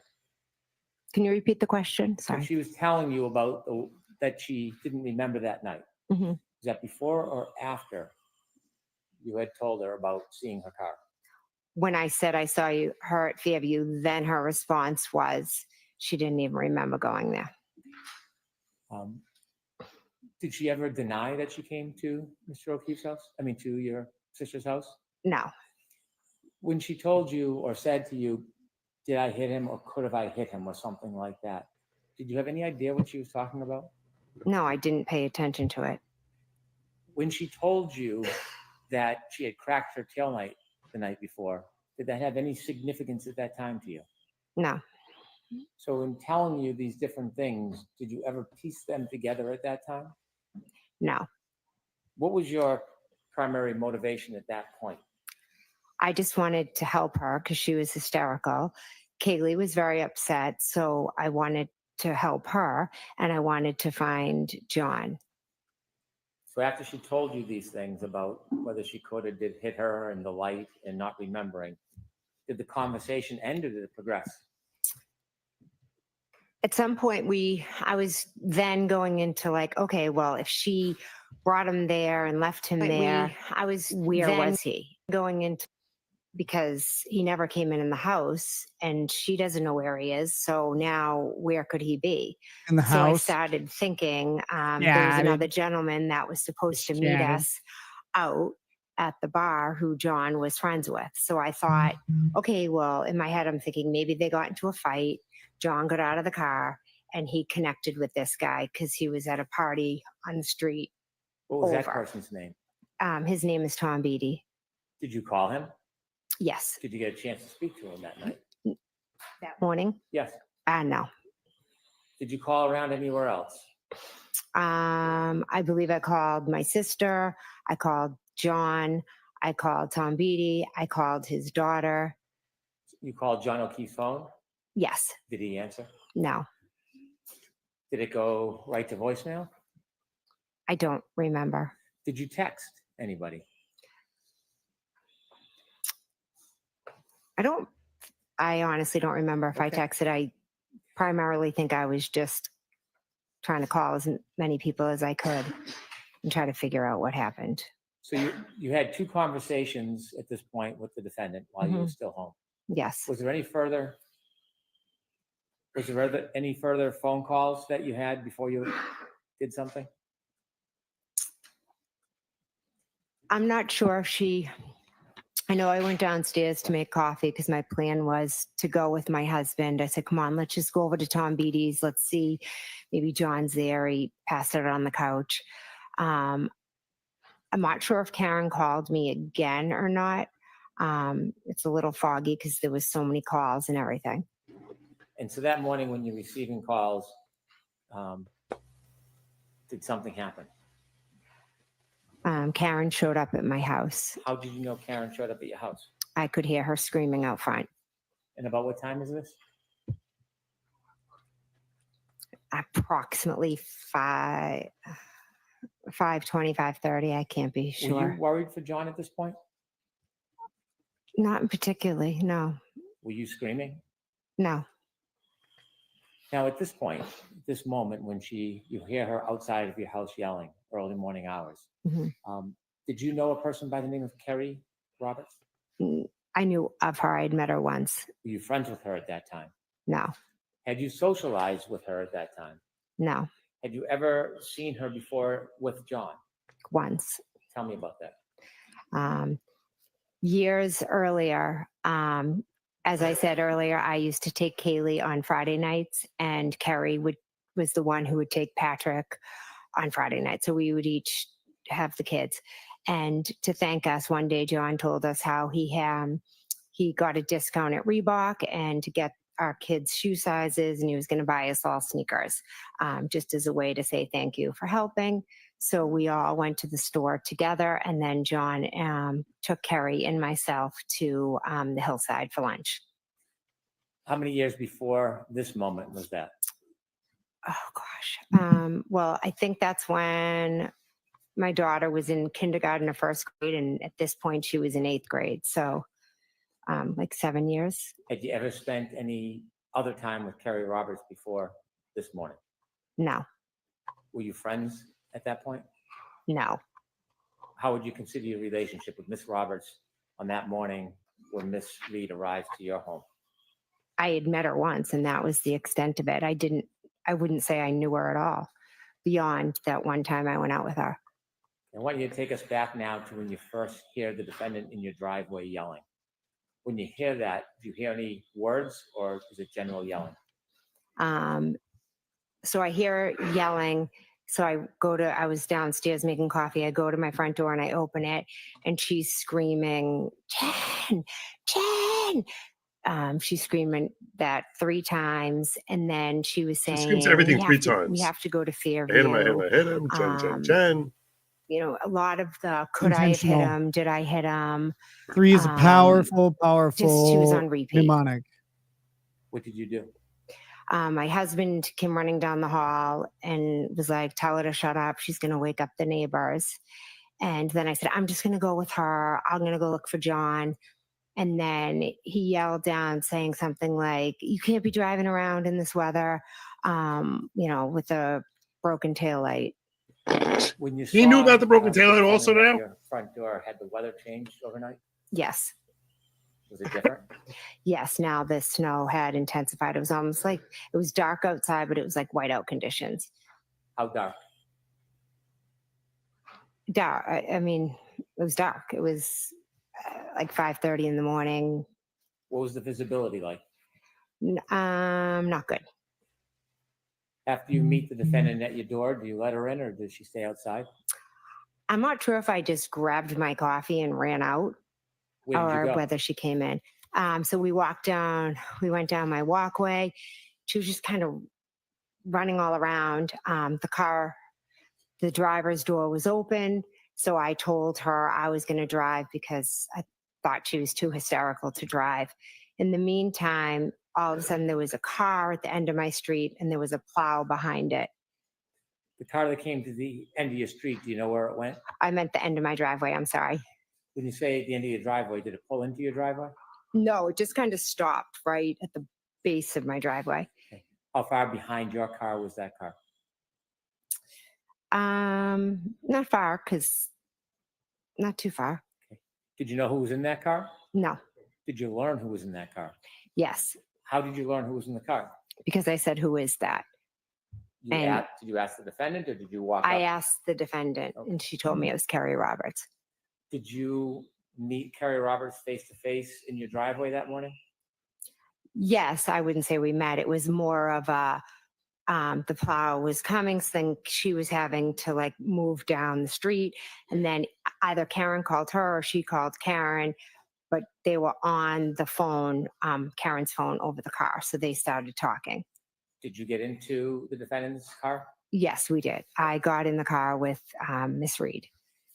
When you got in the car, you were in the driver's seat. Was Miss Reed in the passenger front? Yes, You said there was an open call. Is this something you could hear on a speaker?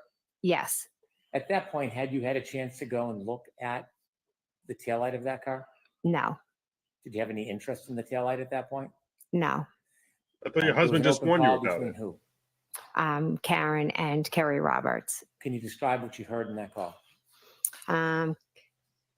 Karen was saying that she wanted to go to Fairview, and Carrie Roberts was instructing her that no, we weren't going to be going to Fairview, and she kept saying we got to go to your sister's house, and Carrie Roberts said no, we're not going to be driving around in this weather in two cars. Let's go back to John's. Let's go to Meadows. Let's go see if he's there. That was kind of the conversation, and then Karen was doing a lot of screaming, and Carrie was kind of yelling back at her to shut up. Who was taking charge of the situation that morning? Carrie Roberts. Were you in charge of it? No, Did you weigh in or make any decisions on where you were going to go next, or were you just a listener? I just listened. Carrie said that Carrie's kind of a take charge person. She said, we're going to Meadows. So I said, okay, I drove to Meadows. Now, at this point, you didn't know Carrie Roberts other No. than that meeting? Yes, correct. This And is so you not agreed making follow sense to her? me. Yes. So tell us what happened. I'm really struggling to understand. She might have followed me. I'm not sure, but we drove back to Meadows, pulled into the driveway. So you knew where Meadows was? You had been there many times with the kids? Yes, You think Miss Roberts may have followed you? yes. What was the weather conditions as you were driving? They were awful. It was, I was driving very slow, cautiously. It was dark. It was hard to see. It was that type where the snow is like coming at your window. How long of a ride was it from your home to John's home? Approximately 5-6 minutes. Was there any other phone calls while you were in the car with Miss Roberts, or did the phone calls end? I believe that was it. Can you describe the defendant's demeanor on the trip from your house to John's house? She was Murderous. just screaming, yelling Sorry. things. It was almost like everything she Can't said, take she it. said 3 times. Apparently, And everything. she just went from one thing to the next. She was quite hysterical. Do you remember what she was yelling about? hit About him, I going hit to him, Fairview, asking, could she have hit him? Did I hit him? About how much How she many murdered times did someone. She raised the question, did I hit him? Could have I hit him? A good amount. Did you ever speak to her about that? No. No, and I didn't think to look At in the some point, last did you place that finally she get to dropped him John's off. home? Yes, When you got to John's home, who pulled in the driveway first? I did. Where did you pull in respect to the driveway? I just pulled straight in next to the garage. Did you see where Miss Roberts went? I believe she pulled in behind me. After you pulled into Meadows, John's home, and you stopped, what happened next? We go into John's house. When you went into John's house, did you all go in the same way? Yes, we went through the garage. And before going into John's home, did you do anything? Before entering into the house, Yes. I took off my shoes. You took off your shoes? Yes, Why did you do that?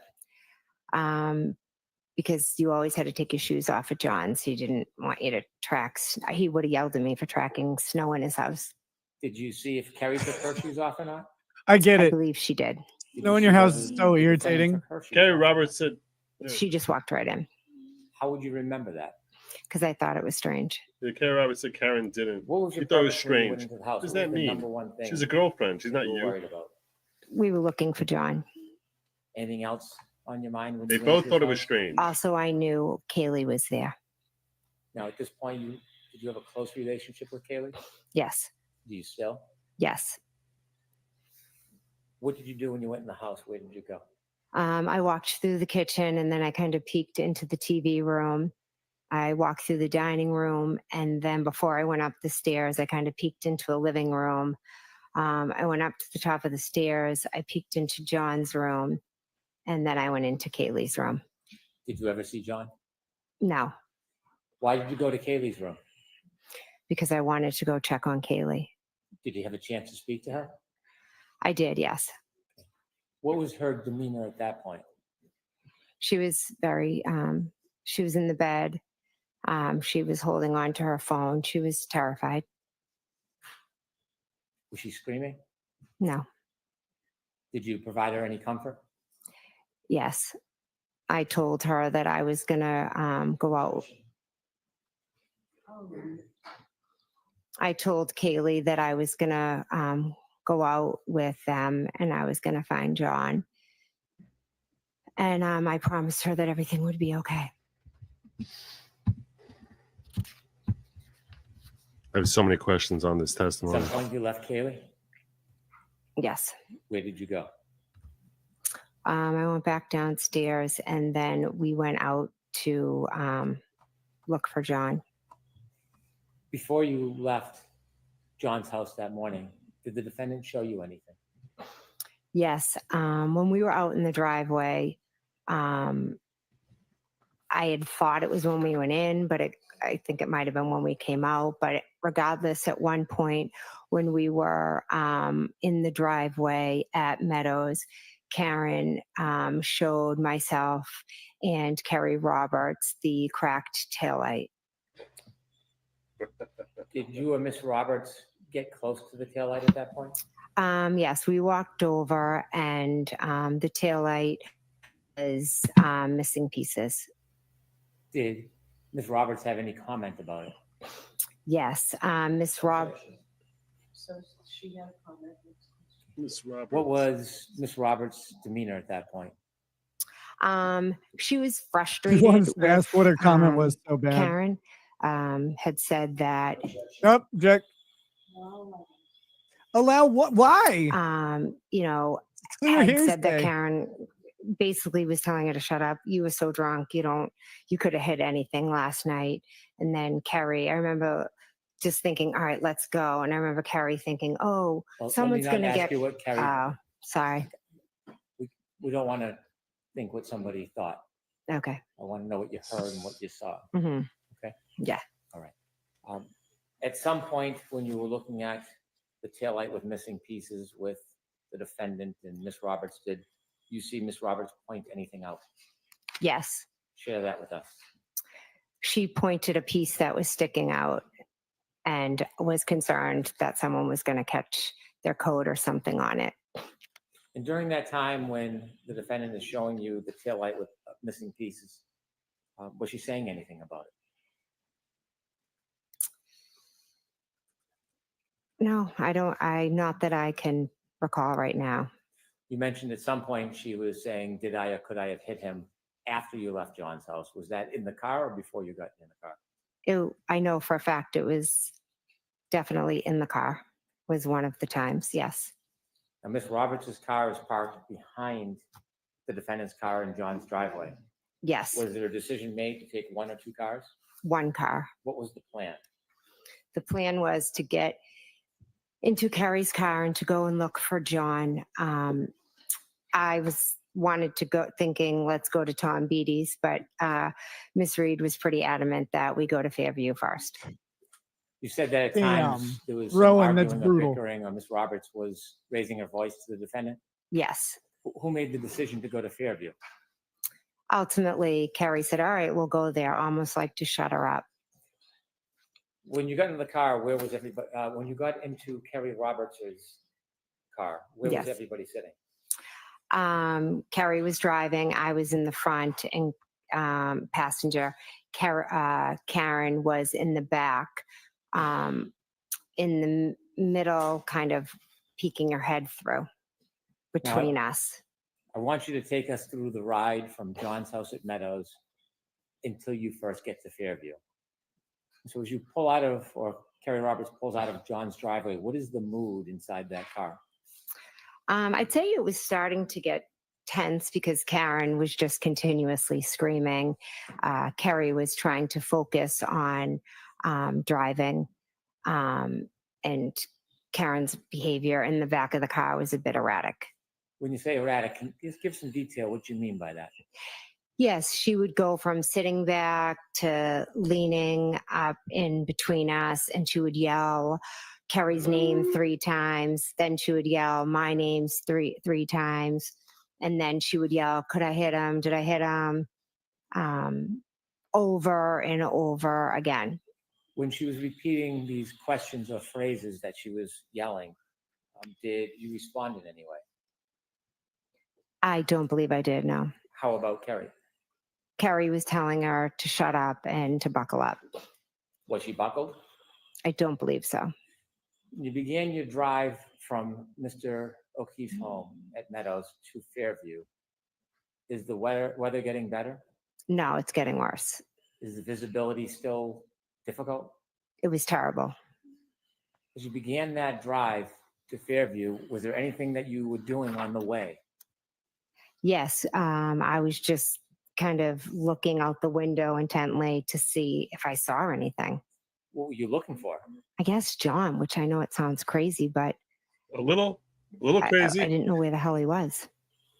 Was it, did Maybe you I'll have any see- is that difficulty John? seeing from the car the side of the road? Yes. Did you see what direction Ms. Roberts was looking when she was driving? Well, she, it was hard because she needed to focus on driving because the conditions were that bad. Did you have a chance to see the defendant on that drive at all? Yes. Was she looking out the windows with you? No, she was popping back and forth and screaming. Was it constant screaming or did it change at all? She would scream and then kind of sit back and she'd almost be like quiet for a minute. It was like, okay, good. And then she'd start again. In those quiet times, do you know what, if anything, she was doing? I didn't know what she was doing that morning, no. How long did it take to get to Fairview? I don't know. I'm going to assume maybe 10 minutes, like with the weather, maybe 10 minutes. I'm not, give or take approximately. As you're approaching 34 Fairview Road, before you get there, is Fairview going to be on your left side, driver's side, or on the right side? As we're pulling up, it's on the driver's side. Kerry's going to take a left down Fairview off of Chapman. I want you to take us back to that morning, about 20 or 30 yards before you get to Fairview. Mm-hmm. You're in the car with Miss Roberts and the defendant? Yes. What's happening in the car? Karen's is screaming, and at that point she had asked if John could be cheating on her and if John could be with Bella's mom. And then what happened? I didn't know what the hell she was talking about. I was like, what are you talking about? Why would he be with Bella's mom? And then Kerry said, well, do you think he could have walked to, there was another woman years before that John had dated who lived on the next street over to her house. And as you approach that area before you get to the flagpole, does anything remarkable happen? No. Okay. What happens next? As we're driving down the street, I just say to Kerry, because she doesn't know where my sister lives, oh, her house is just at the bottom of the street. Visibility still difficult? Yes, awful. What happens next? We continue, driving, and we're driving slowly past, the line of, I guess, bushes and the flagpole area. And all of a sudden, Karen's screaming from the back, there he is, or something to the effect of, there he is, let me out. Did you know what she was talking about? I had no idea. When she was yelling that, did you look out the window? Yeah, we had our eyes peeled out the window. Did you see anything? Nothing but snow. How long was she yelling about whatever it is she was saying? Kerry, she screamed, stop. So Kerry stopped pretty quickly. There he is. She could have kicked the door, like, let me out of here. When she was kicking the door, what were you doing? I was just like, what the heck? What is going on? What happens next? She gets out. Carrie looks at me and said something, said like Batshit. she's batshit crazy. Then what happens? Then Carrie got out. Then I got out of the car, walked around the back of the car, and was walking like over to where I could see the girls were. Now, at that point, you were in Kerry Roberts' car. Yes, It had its headlights on, yes. was it facing up the street of Fairview? Well, we had come down the hill, so yes, up the street. There was no other lighting in that area? I do not believe so. No fire engines or ambulances at that point? No, No police cars? no, Any street lights? it was dark. When you got out of the car, did you look towards the area of the flagpole? Yes, Could you see anything at that point? no. How close did you get to the area of the flagpole before you could first actually see something? Well, I saw the shadowy figures of Carrie and Karen, and it wasn't until I got very close over to them that I saw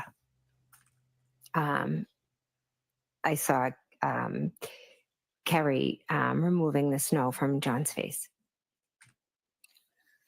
Is that the first moment you realized that that was John O'Keefe on the ground? Yes, it was. When you see Kerry removing the snow from John's face, what do you do? I was frozen. I was shocked. I couldn't believe that was him just lying there. Tell us what you're seeing. What do I see? I see Carrie just wiping the snow off. Karen had straddled him and had lifted her shirt and his shirt and was laying on him, and Carrie was screaming at her to get off of him. And I was literally just stunned. I mean, there he was. What did John look like when you saw him? I couldn't see much but his face, because the rest was snow and Karen was moving over him, but he just looked like just him, but just like frozen. What did you do? At first, I just stood there for a minute because I couldn't believe it was him. And then Kerry Roberts and I made eye contact. And I knew, I was like, all right, I'm going to call 911. But I think I knew in that moment that John, was dead. Did you call 911? Yeah, I started to call 911, and Kerry and Karen were just screaming. And so I walked back towards Kerry's car. And then Kerry was also yelling at me to go to the back of the car to look for blankets and towels. So as I was calling 911, I was at the back of the car looking for the towels and the blankets to bring over to Kerry.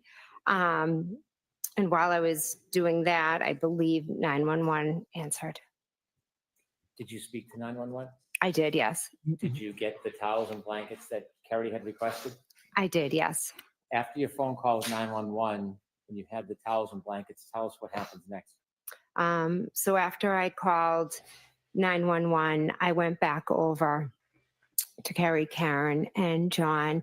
And at that point, Kerry asked if I would take over compressions. So she got up and I started doing compressions, and Karen was doing mouth to mouth. When you started doing compressions, were you touching John over his clothes or touching his skin? I don't remember. You only did under the Did you, clothes at stuff. that point, get a chance to touch John's body and see how it felt temperature-wise? I just remember when I was doing the compressions, I don't really know how to explain it. It just felt very funny. I'm sorry, very It just wasn't like normal. Wow. I don't. Not every day. I can't think of how to describe the way it felt when I was trying to press down, but it was like resistance. how long did you try to give compressions and give aid to John for? Until the police came. Mr. Brennan, why don't we end? Thank you. Man, it's just getting good.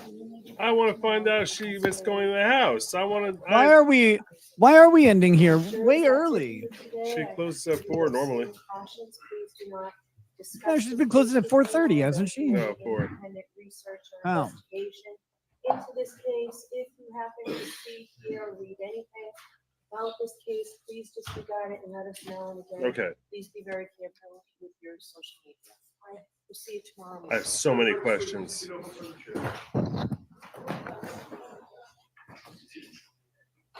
see if Goodbye. there's any lawyer stuff.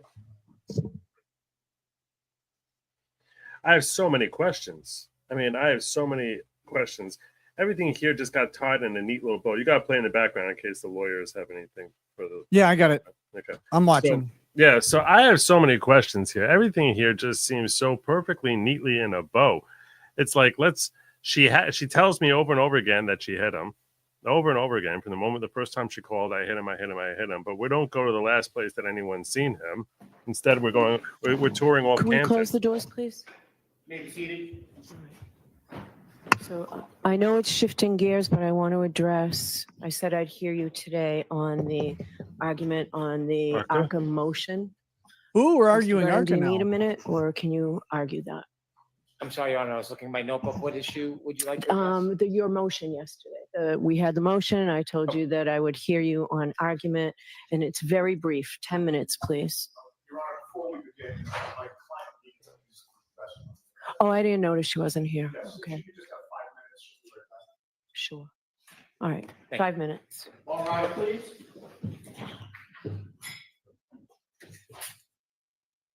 No, so No, there you are. we get to hear ARCA arguments. That should be fun.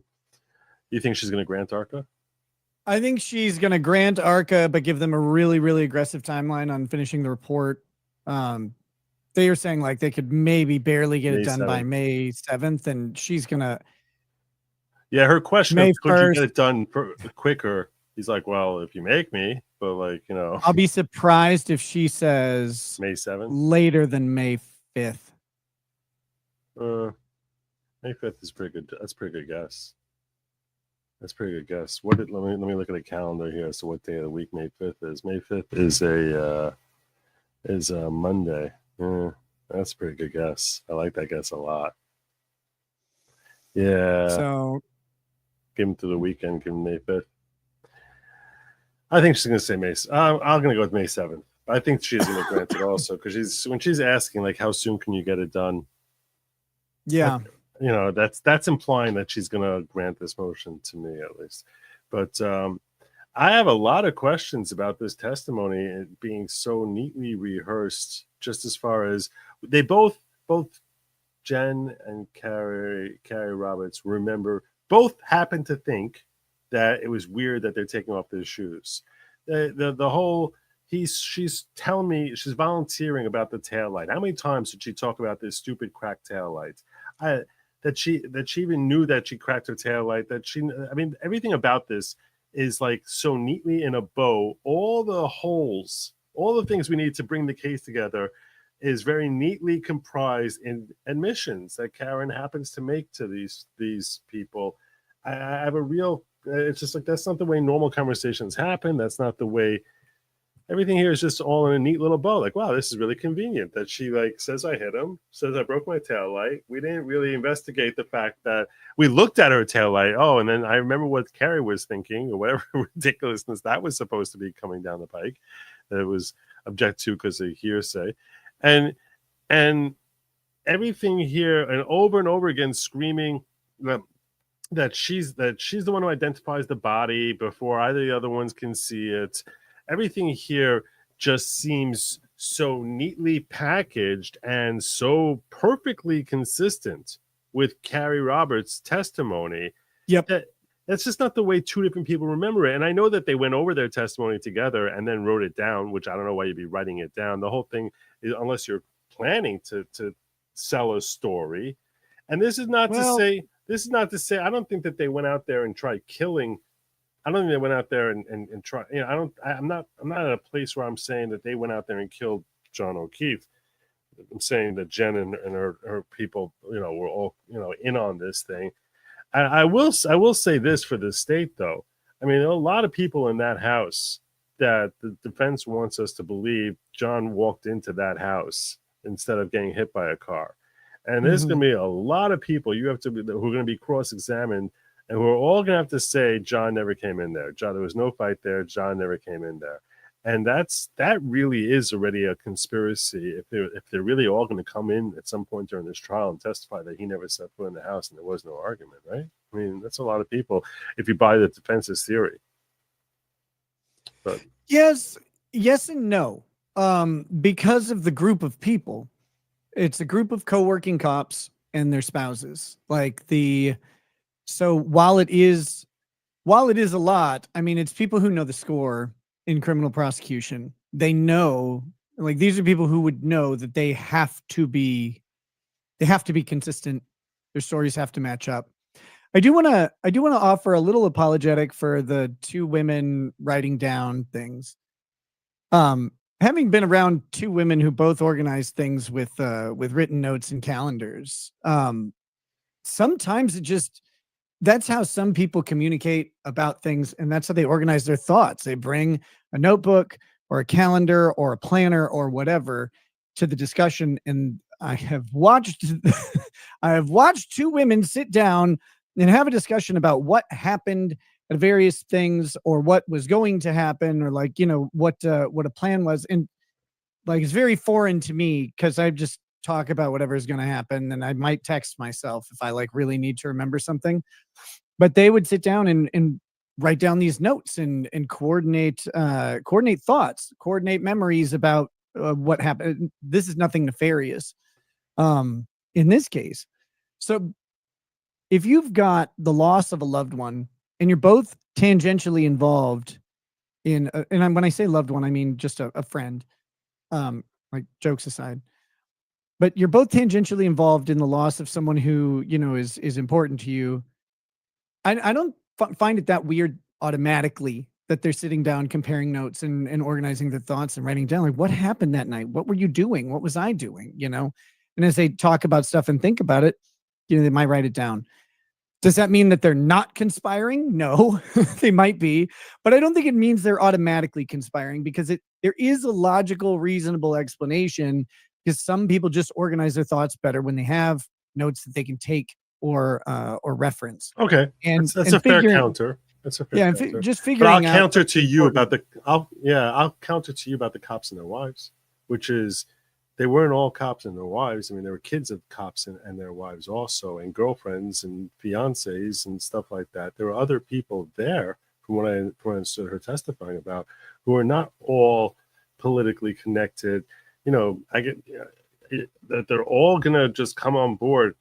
It's tough. I mean, look, we need to hear from them first, but there's a lot of people there who could have seen John come in, and presumably not a single one of them are going to admit to it, right? I mean, Yeah, I mean, it's there's never a guarantee in getting everybody to agree, certainly, and it is difficult if it's a conspiracy, but it doesn't have to be a conspiracy. It really depends Brennan, I'll on hear you. who encountered him. What if he just got in the door? You know, Your only Honor, in 3 light people of see him. yesterday's hearing with the ARCA witnesses, the Commonwealth is going to ask the court to preclude the ARCA witnesses from testifying both about any new testing and any new opinions, and secondly, from testifying about their original opinions turned over in a report prior to last year's trial. To be brief, what we learned or confirmed is that we do not have all of the discovery of communications. There was a court order for the ARCA witnesses to provide Your Honor with all of their information, phone records, text messages, communications about this case. Instead of providing their information to the court, they instead chose to send it to the defense, and then it was summarized and provided by the defense to the court and to the Commonwealth. It appears to me that is not in compliance with the court's order. What we learned during the hearing yesterday is that Dr. Wolf admittedly destroyed over 100 text messages. Now, he mentioned that he changed phone carriers, but then later admitted that he actually intentionally, for no apparent reason, destroyed the text messages in this case. And so what is left for your honor to look at is a summary of phone records from the defense and ARCA's information that is passed through the defense to the court. You do not have the text messages. You do not have the content of the text messages. There is no summary of the conversations, dozens and dozens of calls between the defense and the experts.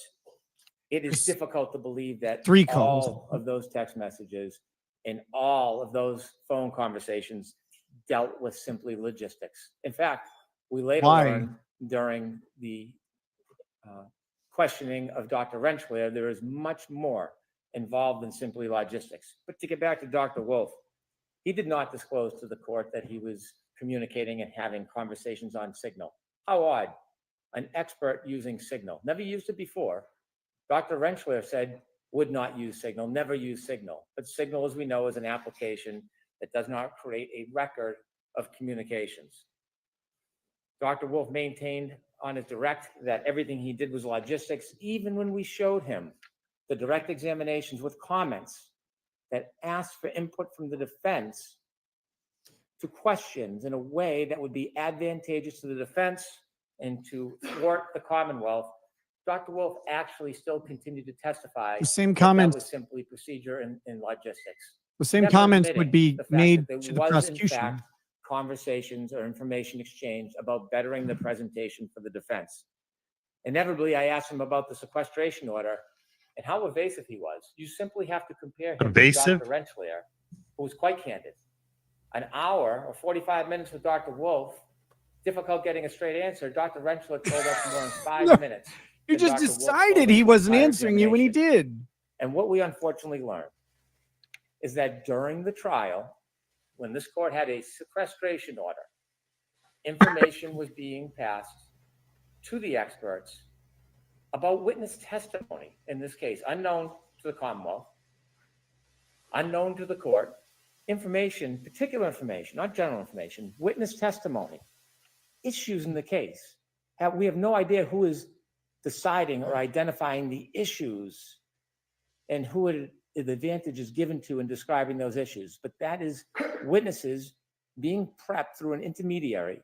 So we know the Department of Justice, at least, is violating the order, helping the witnesses along, and then they testify unbeknownst to the Commonwealth that they have this information, but obviously is reflected in the testimony. In addition, I provided some clips to Your Honor for review. Yes, do you want me to mark these as an exhibit? I do. Knock. Oh my God. This was an exhibit. I made some clips, Your Honor. We've got some clips for you. Some PowerPoints. I did have the opportunity to look at them. I suggest that the relationship was not resigned to mere logistics. And so from that subterfuge, what starving. we stand with today is that we know that the witnesses were well prepared. We know that there was not true independence. And what we know is that they are refusing to provide the necessary information to support their original opinions that they gave at the first trial. They cited that it was a protective order. Perhaps it is. That has nothing to do with the issue. By calling the ARCA witnesses as their witnesses, they then have the obligation to comply with Rule 14. Unlike the first trial, where the Commonwealth had no ability to do any testing, review, vet the reliability of the information, properly prepare for cross-examination, this trial, that should not occur. Just because it happened last trial and the Commonwealth was disadvantaged does not mean it should happen this trial. And that is precisely why I began moving for discovery in this case early on. Inevitably, if these witnesses cannot provide information because it's under a protective order, it may not be the defendant's fault in inception, but it is their problem and difficulty because they chose to hire the ARCA witnesses. They could have chosen any witnesses they want. Rule 14 is not obviated because they made a strategic decision to call the ARCA witnesses. So now going into this trial, even Dr. Rentschler admitted that an expert should have time, in their opinion, a month or more, to review the raw materials. It's not enough simply to have a report, as Attorney Alisi preached during his argument. We should have the opportunity to go through the raw data, the history, the videos, determine whether there's any failed testing. We don't have that benefit. And so my position has changed, that those early opinions should not come in because we have no ability to fairly cross-examine. As for the new opinions, the report may not be done till May 7th. We are in the middle of trial. Concedingly by the defense, or at least their witnesses, it takes a month to go through the discovery. When I filed my motion on the eve of trial that we would be unable to prepare or we would want a continuance in this case, I appreciate why this case wasn't continued. But I knew, given our scheduling, our experts will not be able to look at this material. Our expert is away until after the first week of May. He is going to be testifying shortly after. He will have no ability to digest this enormous amount of materials, vet whether it's accurate or not, conduct tests to combat it if he thinks that it's inaccurate or unfair. And so the discovery violations, regardless of the state of mind, are upon the defendant. There is no exception that you used ARCA witnesses. There is no exception that you hired. Delay somebody that isn't used the to be under a defendant's federal fault. protective order. They chose them, and I would suggest it seems strategically. When we noticed we'd have new experts in October, the defense from past experience and probably other experience, but we know from this case, knows the process. They would have to file a TUI letter and wait for a response. And yet they waited until February to seek permission, which then extended their permission past February into March. And then they didn't even start the review until late March. And so it's fundamentally unfair. We should not be placed in the position of cross-examining experts without the fair ability as any participant, defendant, Commonwealth, any participant would have in a case to consider and then to rebut. And so for that reason, I ask you to exclude both the new opinions and new testing, and also to exclude the earlier opinions that we will never at this point receive the proper discovery with to prepare. Thank you. Mr. Lassie, I only have one question for you. So would you stand, please? You're arguing this, right? This was your motion. So my question is, how do I reconcile the fact that 100 text messages were deleted by counsel? And we heard yesterday, counsel's preferred method of dealing with Dr. Wolf was via Signal. How do we reconcile that with the Massachusetts Rules of Professional Conduct 1.15? What is it? I don't see how you She's reconcile rejecting. that, where all correspondence related to the matter, whether in physical or electronic form, must be saved for 10 years minimum. How do you reconcile that? How do I reconcile that? Should I go to the podium? Right there, and I expect a short answer. Short answer, Your Honor, is the rule that you're citing has absolutely no applicability to this proceeding. Can I finish my answer, Your Honor? Right ahead. Has no applicability. That rule is intended to be between an attorney and the client. The court has no jurisdiction to enforce that rule. I agree. I agree. That's a different body, but I'm asking you how I reconcile that when I'm trying to figure this out. Mr. Lessie, you know what? You're going to win this, so why don't you just let me make my ruling? Okay. So I understand there have been repeated violations At least I of the was about to reciprocal be discovery livid. orders and my orders, repeated and deliberate. But, and Mr. Brennan, I understand completely the Commonwealth's argument, completely the ambush that She knows if she has been does set this, upon here. However, that gets a overturned on defendant's appeal. right to a fair trial is paramount. Yeah, to exactly. everything. So I'm going to allow the ARCA witnesses to testify. I am going to allow what I expect to be a very robust cross-examination. And I'm going to allow them to testify to everything that they said up until yesterday. So you'll get the report May 7th. And I know that's late. And if you need anything as a result Nice. of that being late, I'll hear you on I whatever am motion surprised. you have. But that's where we stand. And I expect counsel to comply with all rulings and rules of the court and all rules of professional conduct. And no more nonsense. Let's just try this case. All right, that's it. I'll see you It's tomorrow. not nonsense that they don't have messages that were deleted a year ago. Like you just can't get them back sometimes. It's ridiculous. And it's such a stupid question and that he basically embarrassed the judge. He's like, the answer to your question is that rule's got no applicability to attorney work product. It's only about between attorney and client. What are you talking about? She thought she was gonna judges do this. All right. Judges like to lecture and pontificate towards towards whoever they're talking to when they're upset, or not even when they're upset.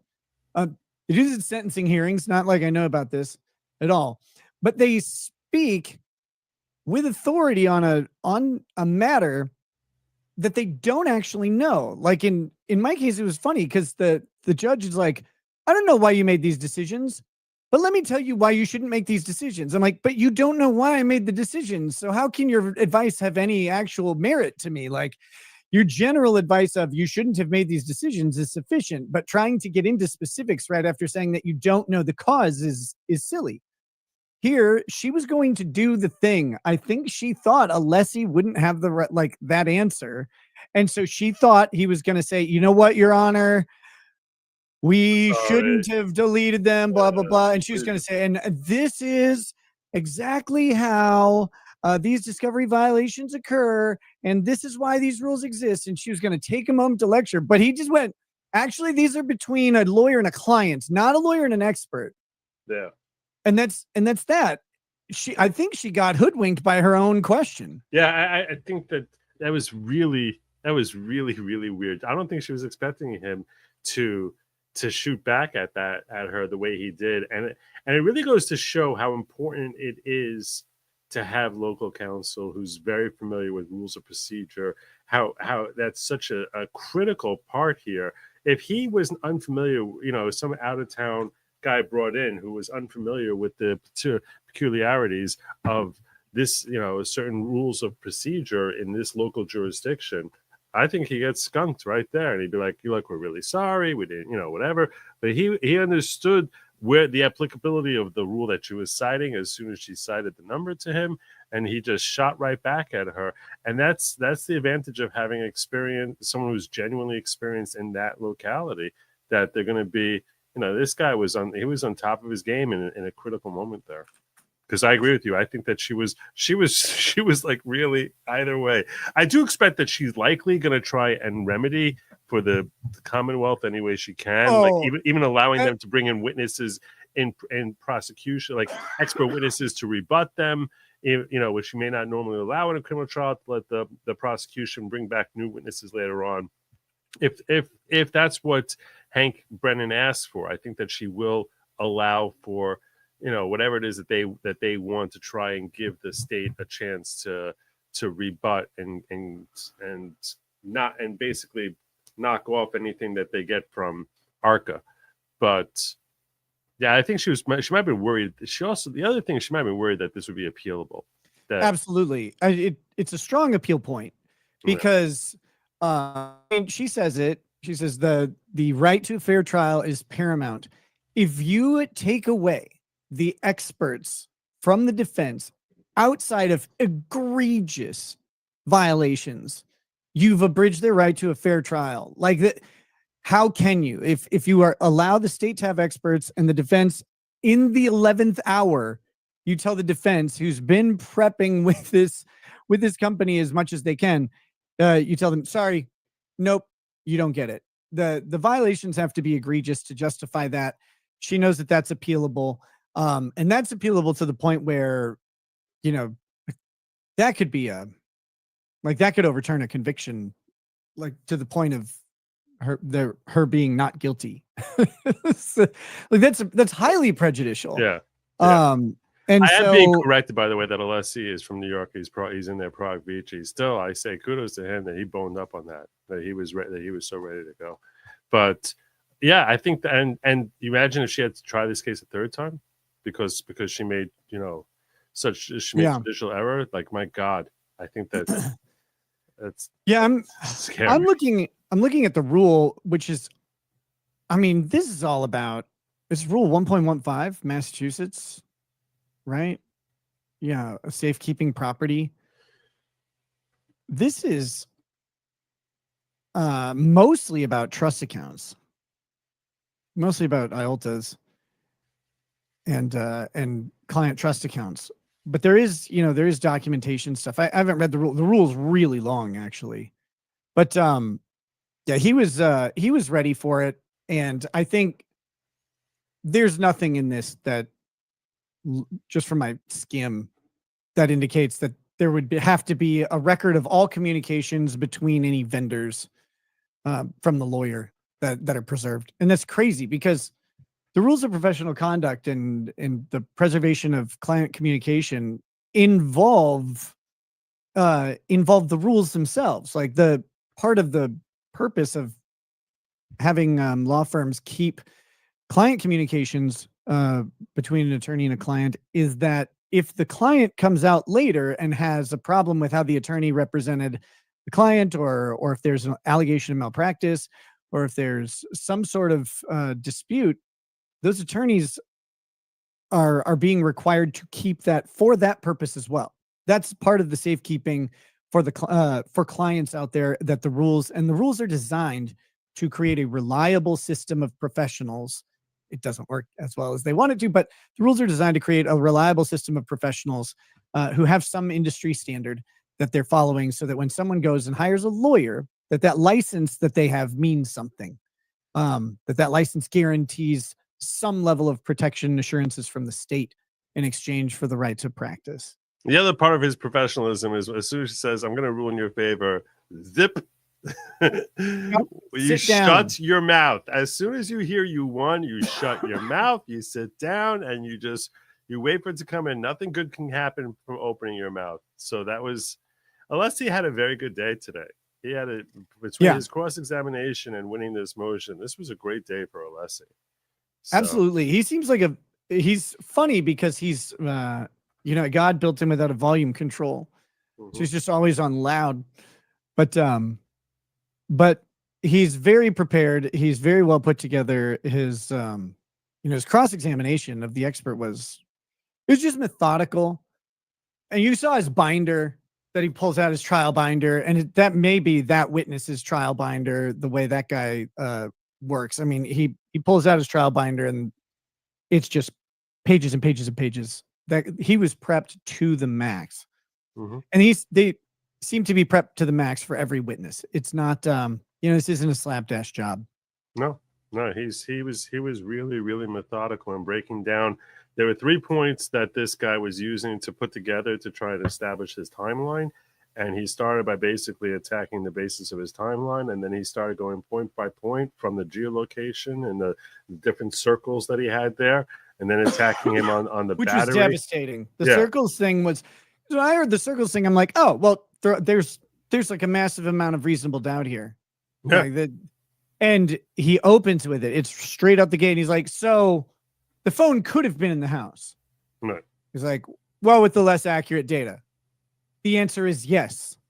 Yes. It's like that. Oh, sometimes it's better to just answer yes instead of trying to repair the damage that's being done by that answer, because the emphasis on the answer is yes was probably more devastating than the actual answer itself. And, but I mean, just having to come out of the gate and be like, yeah, actually, no, he could have been in the house. I know, the state's entire case is that he wasn't. And I really tried to make it look like there was no possible way for him to be in the house by taking away the one circle that shows he could have been in the house. But no, he could have been, though. Although on redirect, with respect to that issue, I thought that Hank Brennan made a good point, which was, if in fact it went into the house, it had to come back out at some point with respect to the steps. You talk about, that one of the great questions that Alessi asked is like, so you're basically saying he walked around between 70 and 84 feet to away from the car. The car is by the flagpole. Are you aware of the fact that Nicholas Guarino measured that as being 70 feet from the flagpole to the car, to the front door? And so once you have that, you're like, okay, well, now he's inside. And once he's inside, you don't expect to have geolocation be really very good at tracking him as when he's outdoors, right? It gets worse really quickly. Yeah, so it's not surprising that they can't get any firm circles inside the house. And he's only counting firm circles, tight, small circles. So it wouldn't be surprising that you can't get them when he's inside the Albert home. But the one thing that the one question I have left though is, still, when he comes outside, you would have the steps back to wherever he's found dead on the front lawn. Now you might say that maybe that in that moment the reception wasn't so good or whatever. Even when he first came outside, it might have taken 20 seconds or 30 seconds for the geolocation to kick in and start counting his steps once his reception got better outside the Albert home. But So yeah, go let ahead. me briefly, he's talking about health data, and health data is an interpretation of a couple things, and he misrepresented it from my understanding a little bit, because you have the location data from your GPS chip. You have the less accurate, and this is probably where the white circle comes into play. You have the location data from attaching to a Wi-Fi router. Wi-Fi routers know roughly where they are. They have a physical they know what physical address they're at. And so, phones, gosh, I want to say it was about 6 or 7 years ago, started incorporating Wi-Fi data into location data because these routers know about where they are. But it's hard for them to tell where a phone is inside the Wi-Fi area. But if you have the Wi-Fi data and a limited GPS data, as the phone moves inside, you have this maybe less accurate circle, and it's like, okay, well, I know the phone was out here, but now it could be in here, so the circle broadens out, right? That makes some sense on that. So we have that. But phones also do have an internal gyroscope that measures their orientation. It's why when you turn, your phone knows to turn the map, right? Like the guy said that the phones don't orient themselves very well. And it's like, well, they actually, phones, that's partially true. The gyroscope doesn't tell the phone which way it's facing, but the phone is really quickly able to infer which way it's facing or moving based on the movement of the gyroscope, plus like incorporating other data. So part of that though is, steps are measured not just by the distance traveled. It's distance traveled, it's time, and then it is changes in the gyroscope or the gyroscope's response. So including altitude changes up and down as you step. That matters. The phone wants to know if you're taking a step or not when it's incorporating health data. I say all of this because of something simple. If they're dragging a body, it's not moving like someone who walks. Right. Or if you're carrying a body, it's not moving like someone who walks. It's not moving at the same speed. You're not getting the same level of up and down travel.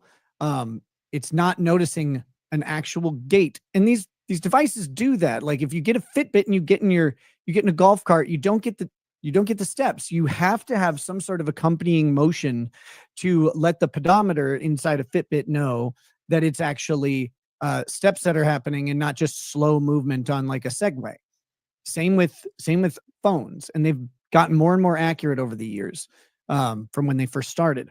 So I think he's a little dishonest in how he presented that. But there is a way that someone could walk to a door, have their phone measure the walking, be carried back to a location and put down, and not have the phone register that movement in the same way, because it doesn't register the way a walk registers. And phones are not, they're not, especially with things like health data. That health data is valuable to the phone company.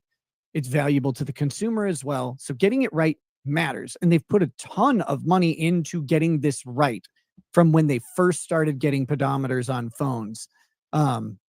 It's weird that these guys keep insisting like that this data is like just erased or not stored right or whatever. It's like the data is what makes these phones cost $1,000 versus $3,000. Like these are amazing devices, but the amount of information that Apple and Google and whoever get to collect out of our usage of them is valuable enough to them to sell phones either at at significantly close to cost or even at a loss from time to time.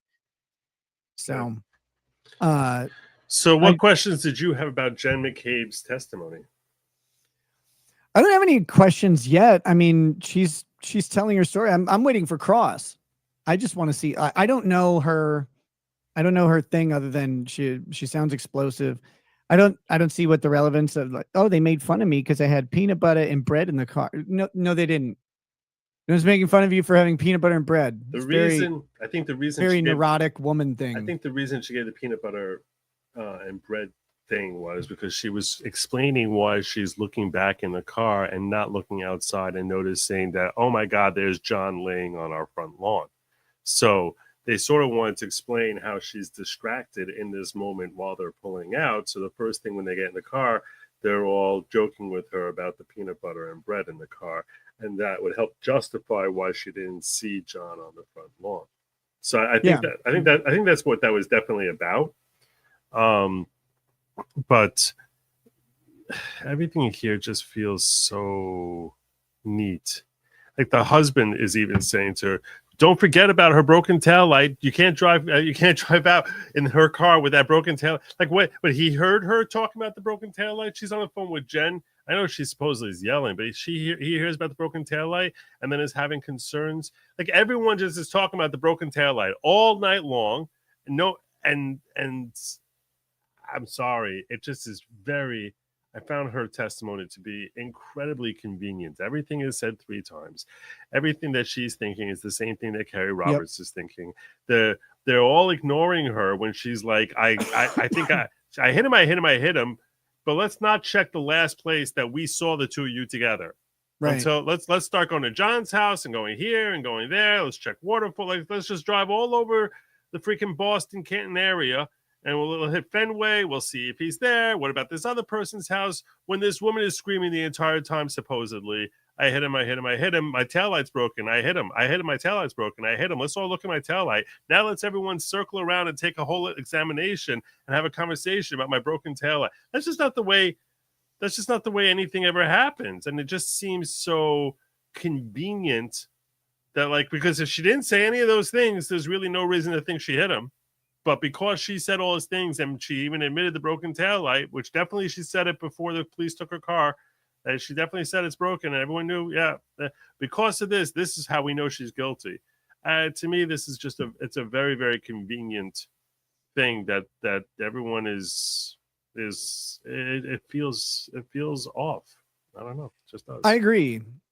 The insistence that everything happened in 3s sounds like we want people to remember something more than this is how it happened. Because why she stopped screaming after the 3rd time? Like that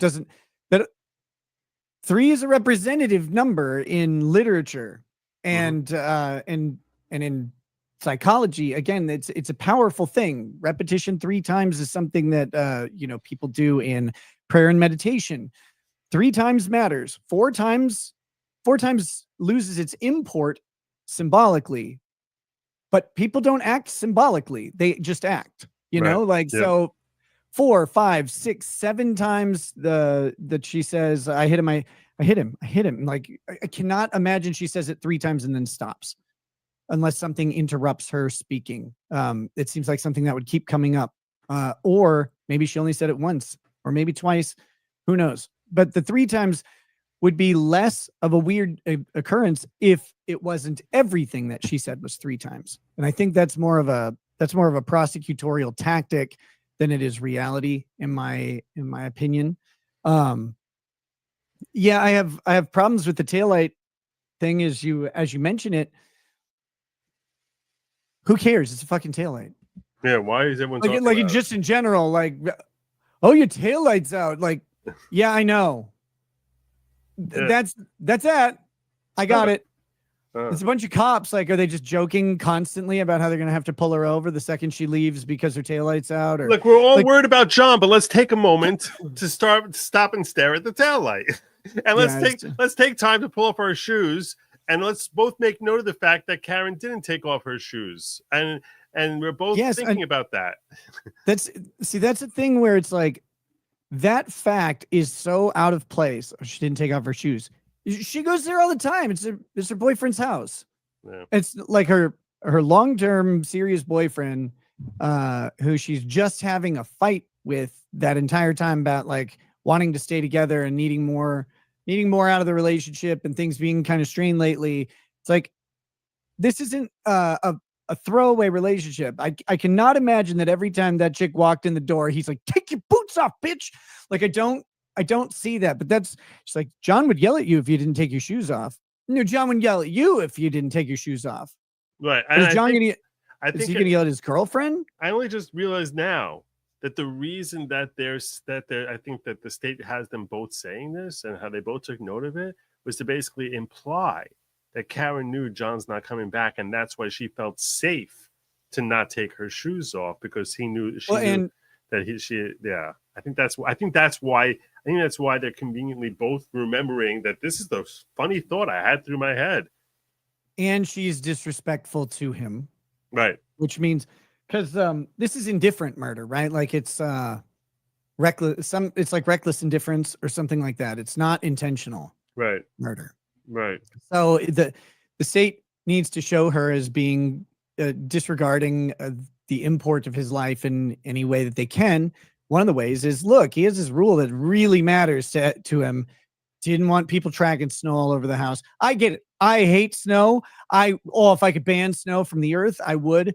And I hate that in winter, you cannot walk in, like you have to take off your shoes, or else you track these little ice mines all over that will become these puddles with dirt in them. And there's nothing you can do. So you're walking around in socks later and you step in one. They're freezing cold. I hate it. So I know it. I know the exact feeling.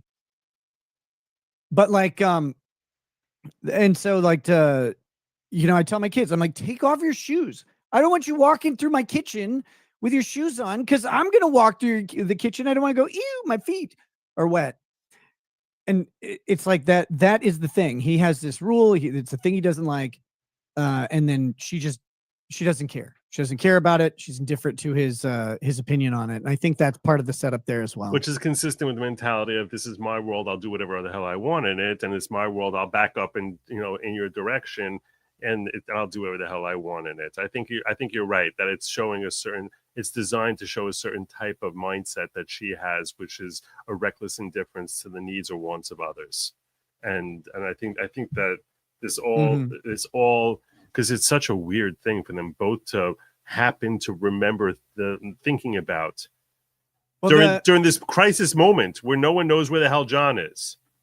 The thing that I'm, and that's the thing, no one knows where he is, which means they may be starting to get concerned, but they shouldn't be assuming he's like dead and in like a crazy pain, like, oh my gosh, like, oh, she just couldn't take her boots off, or they hyper focused on the boots because they were so worried about him being like dead and gone. It's like they'd be mildly worried at this point, like, yeah, John's not around. This is a grown ass man, right? Like, he didn't come home.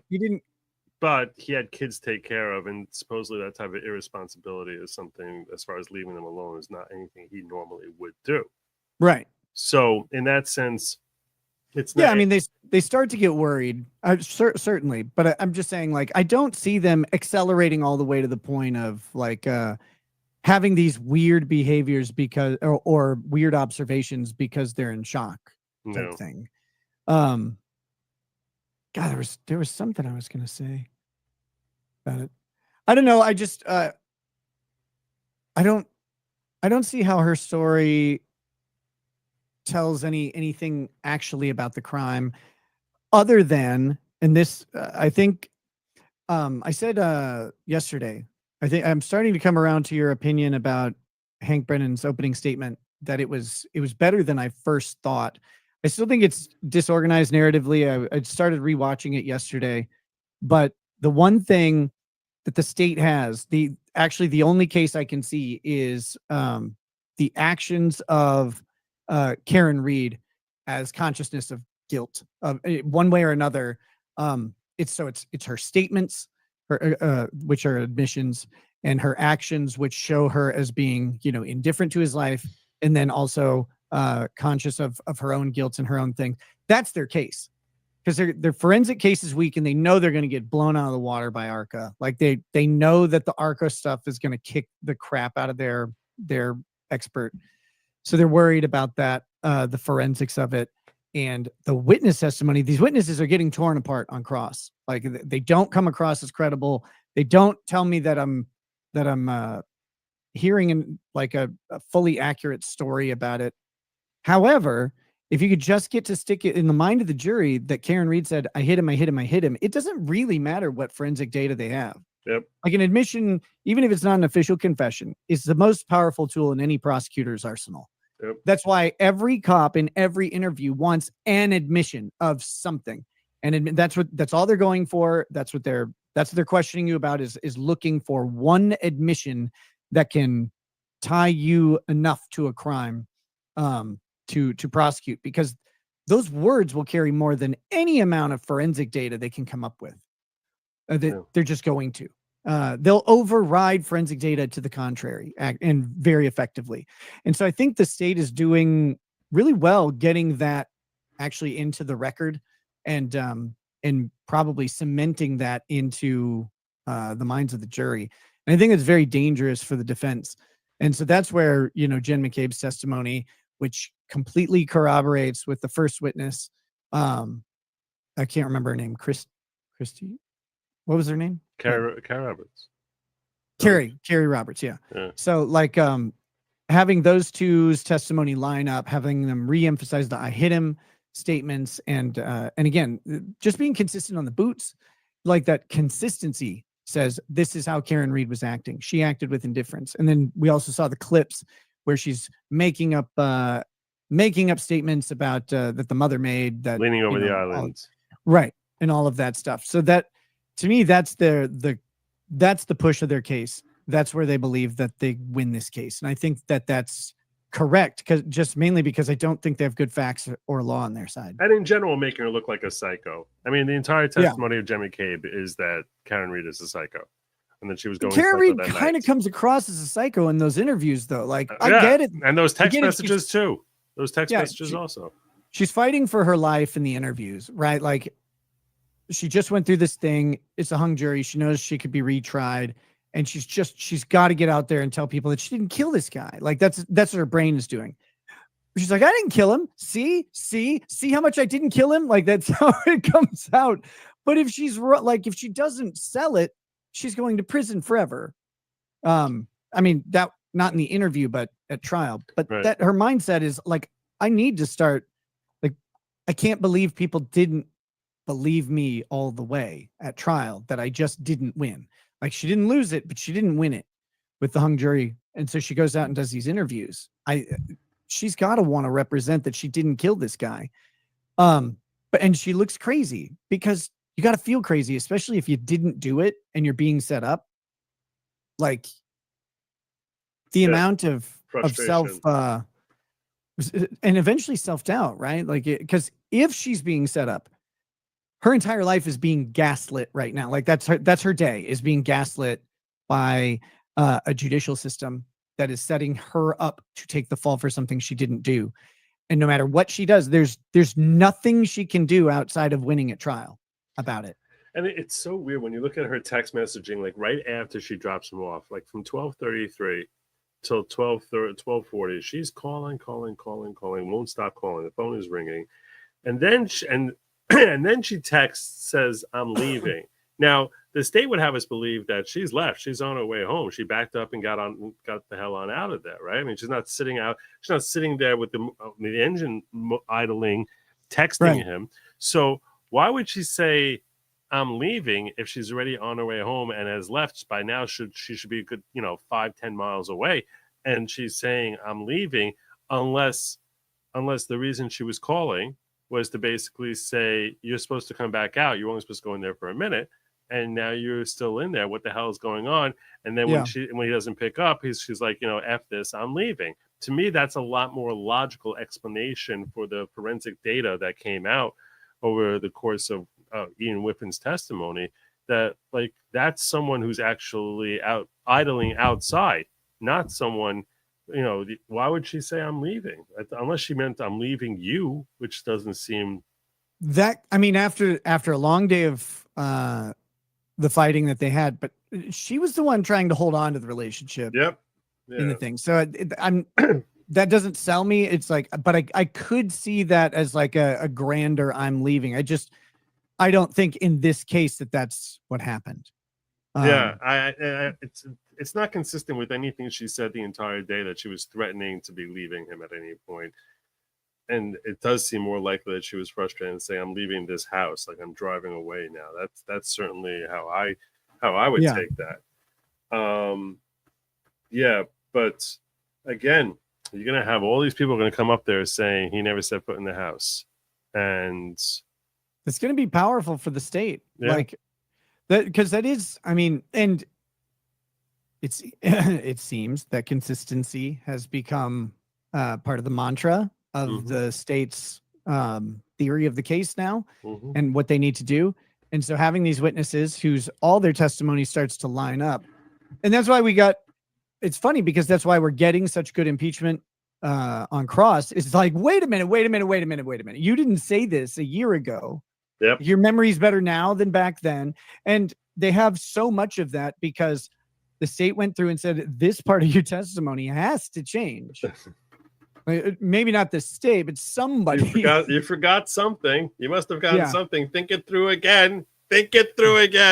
I'll tell you right now, the testimonies I'm really looking forward to are, I'm looking forward to the cross-examination of Jen McCabe. I think that's going to be tomorrow, which is going to be awesome. I'm very much looking forward to Michael Proctor, now that he's been fired, to hear what he has to say. And I'm curious whether the state calls him or whether he ends up getting called by defense. I'm sure someone's going to call this guy. And I'm very curious what he has to say. I'm very much looking forward to see Brian Albert getting drilled by the defense here, and even Brian Higgins to some degree. I think there's so many juicy testimonies where we have like this. A trial is rarely a whodunit, but this one, the defense has certainly done a great job, certainly so far, of making us really question, like we're trying to figure out like who the actual murderers are, and whether and we feel like one of them is sitting in the courtroom, and I'm not sure which, Yeah, and it's maybe Karen Reed. Yeah, But and it really could be. It really could. If you ask me right now, I'm actually leaning that she probably hit him. I think she probably hit him, but I also question some of the testimony and all the other stuff. While I think she may have hit him, I think that the state has a very poor case and has done a lot to try and bolster their evidence to try and establish that she's guilty. And that some people get away with murder, literally. And I think that she probably should, based on the lack of evidence that the state has. I'm not convinced that she did it, mainly because unless it was by some other method, I just don't see a Lexus SUV hitting someone hard enough to knock them unconscious and die in the snow, and just having so little injury.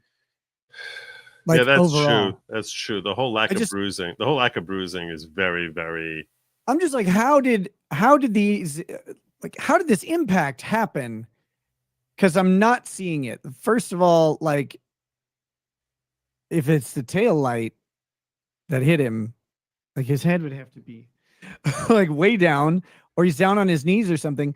But how does this vehicle just hit him here? Like, it's a vehicle moving at a significant clip. If it hits you here, it's going to hit your body too. Like, his neck isn't that strong. Unless, okay. The only thing I can think, I'm just trying to come up with some way. I'm trying to be creative here. Unless maybe she starts going backwards really fast, and he jumps out of the road and slips and hits his head on the car. Right? But that still doesn't really explain the arm. Right. The arm makes no sense. The arm is completely inconsistent with anything that I've seen. They're going to have to sell me on the fact that somehow the light exploded outwards and caused the cuts, and didn't leave any shards inside of his body at all. He just somehow got it.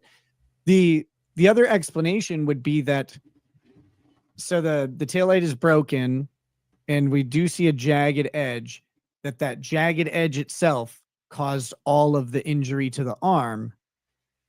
So which would mean his arm would have to be like this way, right? Like, it would have to be. Was it his right or left arm? Right. It was his right arm, as the right side of his face. So how do you get on the inside? It's the right tail light. How does he get on the right arm and the right side of his face, and there's the inside part of his arm? because the inside part of your arm is shielding your face. It should, unless you're like this.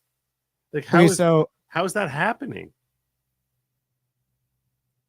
Yeah, so what I if it's the left no, what arm, I I can think is understand it more. Like he's sort of like this, and then it crashes this way and hits the face and the arm, and like whatever. That would make sense to me. The right arm is much harder to get the inside part of the arm and the right side of your face. what's that? It's the outside of the arm. Was it outside of the arm? On the injuries? Yeah, yes, because they're consistent with like defensive injuries from a dog bite. I thought. Can we get pictures of that? Had them the other day, but I don't have them at the moment. Let me see. All right. I don't know. Just give me a second. John O'Keefe arm wounds. We got the arm wounds. There we go. Yep. Give me a second here. Ooh. So open image in a new tab. All right. Present screen. Here we go. That's the inside of his arm. That's the outside of his arm. His elbow's right here. If his arm is twisted. This is the trench of his elbow, like where his elbow bends up there. If it's So this his is the outside. If it's his right arm. Yeah. His torso's up here. He's laying down. So this is you're the right. outside of his arm. You're right. Yeah. That's his torso. So- yeah. So that is the outside of his arm. So you're saying, so So his these- arm is up here, and it would be lower and hit his face. And then he So has my something problem in the is- back of his head also. So I could see if somehow they can line up the jagged edge of the taillights with the furrows on his arm and show me that if his arm is bent at this the right angle, all of them are consistently horizontal, right? Because like Right. if he's getting hit by a jagged taillight or getting clipped, then it's gonna sweep across however his arm is. Mm-hmm. This spread looks too big, but I'm willing to be convinced that his arm was in a particular way and it tagged him, right? And then the only other thing I could see is like if the car is backing up and it's coming actually from that side because it's the right side taillight, so it has to come at him this way. If it's coming across, and actually I'll suggest he's turned around, it would have to hit him back to front is where it would make the scraping pattern. And then somewhere higher on the car hits him in the head at the same time. Like his, you know what I'm saying? So it clips his head here on the right, because the knob's on the right side, clips his head, which is where he gets the hematoma. And at the same time, gouges some scrapes along his arm from the jagged thing. So therefore, the car doesn't actually make like a full physical contact with his body. So you don't have the body wounds that you would expect from a large vehicle hitting him. So that's the clipping, hits him in the head. He falls unconscious, dies in the snow. That's the best I can do. And maybe they can show me that. But I do think if that's the case, if he gets hit by the car, they're going to have to show me that he's turned, the car hits him from the back, because it's got to be the right taillight hitting the right arm. And it doesn't make sense unless it's coming into him this way. And if his head is like leaned over or turned, turning towards the car, his head could hit on the the back window. I guess it's very hard to understand. That's as close as I could get. I don't know that it's I haven't seen anything to suggest that that's what happened. That's just, to me, when I look at these wounds, that's the only way I can fathom that going on. But I don't think I think it's dog bites. Yeah. I think these are dog bites, defensive wounds. I think he went into the house. I think something happened. I don't think they necessarily, or I have no idea if they meant to kill him or not. But it's a one hitter quitter. He gets clocked. He stumbles or falls unconscious, and his head hits a counter and in the back, and he's done. Lights out. Game over. So let's work this through. Okay, you're Brian Albert in this situation. Okay, you got Sure. and now you need to get everyone to lie with you. which that's not easy to have confidence that when they're facing a trial that they're going to have to lie about it. Now you're taking his body and you're carrying him outside, which would explain all the DNA on his shoes. And 5 people's DNA on his shoes is weird. I'm not going to dispute that. Yep. That's very, very weird. But you also, and that's also consistent with the snowplow guy not seeing him because it would be later at night. But he's not dead. He's not dead at this point. So, like, what happens? How do we know he's not dead yet? Because he's still alive when they find him at 6 o'clock in the morning. No, I didn't think that he was alive. I thought they were doing resuscitative efforts. But I thought he was- Supposedly he opened his eyes and he's like, "What happened?" Like, that's the last thing he says at 6 o'clock in the morning. He dies on the way to the hospital. So well, there you go. if he's so they're gonna, and that's why people are thinking that they're but if gonna he's- leave him out in the cold to die. That's the whole search that Jen McCabe is doing there. So I don't- Chad says no. chat says he didn't. He was dead. They say Dead- he dead didn't when he have a found him. heartbeat. No, I think what happened, or maybe this is what happened. Maybe they thought he was dead, and then because Timothy Nunnall said that they thought that he knows that you're not dead until you're warm and dead, and that's why they were trying to resuscitate him. I thought they resuscitated him like briefly, like not like fully conscious or anything, but that he was just sort of that you're not dead until you're warm, but that he wasn't actually pronounced dead at the scene. Like, he's pronounced dead later on. So you're saying that my audience is questioning. I don't know, because when I looked this up, when I first was looking at this case, they say he dies on the way to the hospital. Maybe he was pronounced dead on the way to the hospital. That's different than when you die. Right. I think I'll go for a walk. I'm not dead. What? So my thing though is okay. I don't care when he died. But if either they think way. he's dead, then they might Yeah, leave him outside. If you fall and hit your head on a granite countertop or something, and all of a sudden they've got they've got blood pooling behind his eyes, the raccoon look, like they're like, oh shit, throw him outside. You know, If this is your theory, then why do you think that she's Googling at 2:30 in the morning? How long does it take to die in the cold? she didn't. McCabe did. I know. I'm saying, why is Jen McCabe doing that? If Jen McCabe is there and sees him get clocked and they're going to leave him out in the cold, why would she be Googling that at 2:30 in the morning if they think he's dead already? Okay, hear me out. If it's going to take someone 2.5 hours to die at this temperature in the cold, then you need to not find that body for 2.5 hours before you call the cops. You know what I'm saying? So you're saying put him in the back? You and then gotta, and then bring him out front later? no, I'm just like, they could throw him outside in the cold. They say, how long do we need to wait? You know what I'm like, before we find him, before people, like, it's 2:30 in the morning. No one is gonna just stumble upon him, or like, it's possible, but it's unlikely. Snow's coming down heavily. They can throw him outside. They know that at some point he'll die if he's not already dead. But what they need to know is how long it would take him to die of hypothermia on his own before they find him. Because if it's going to take you 2 hours to die of hypothermia and you call 15 minutes after he, gets knocked unconscious and you're like, oh, he's dead. They know it's not hypothermia. They'll rule out hypothermia. Right. Then they're going to go, wait, so this guy, how did this guy die? Like, this doesn't make any sense. It would take way longer for him to die out here in the cold. You know, that's my thought on why that text matters. So they thought there would be no autopsy, the autopsy would show him dying of hypothermia. And that's that. Okay, so we know he died of blunt force trauma, but because they don't know at the time, the time that she's going backwards and reverse fast enough to kill him, presumably, right? I mean, it's unlikely that they knew that.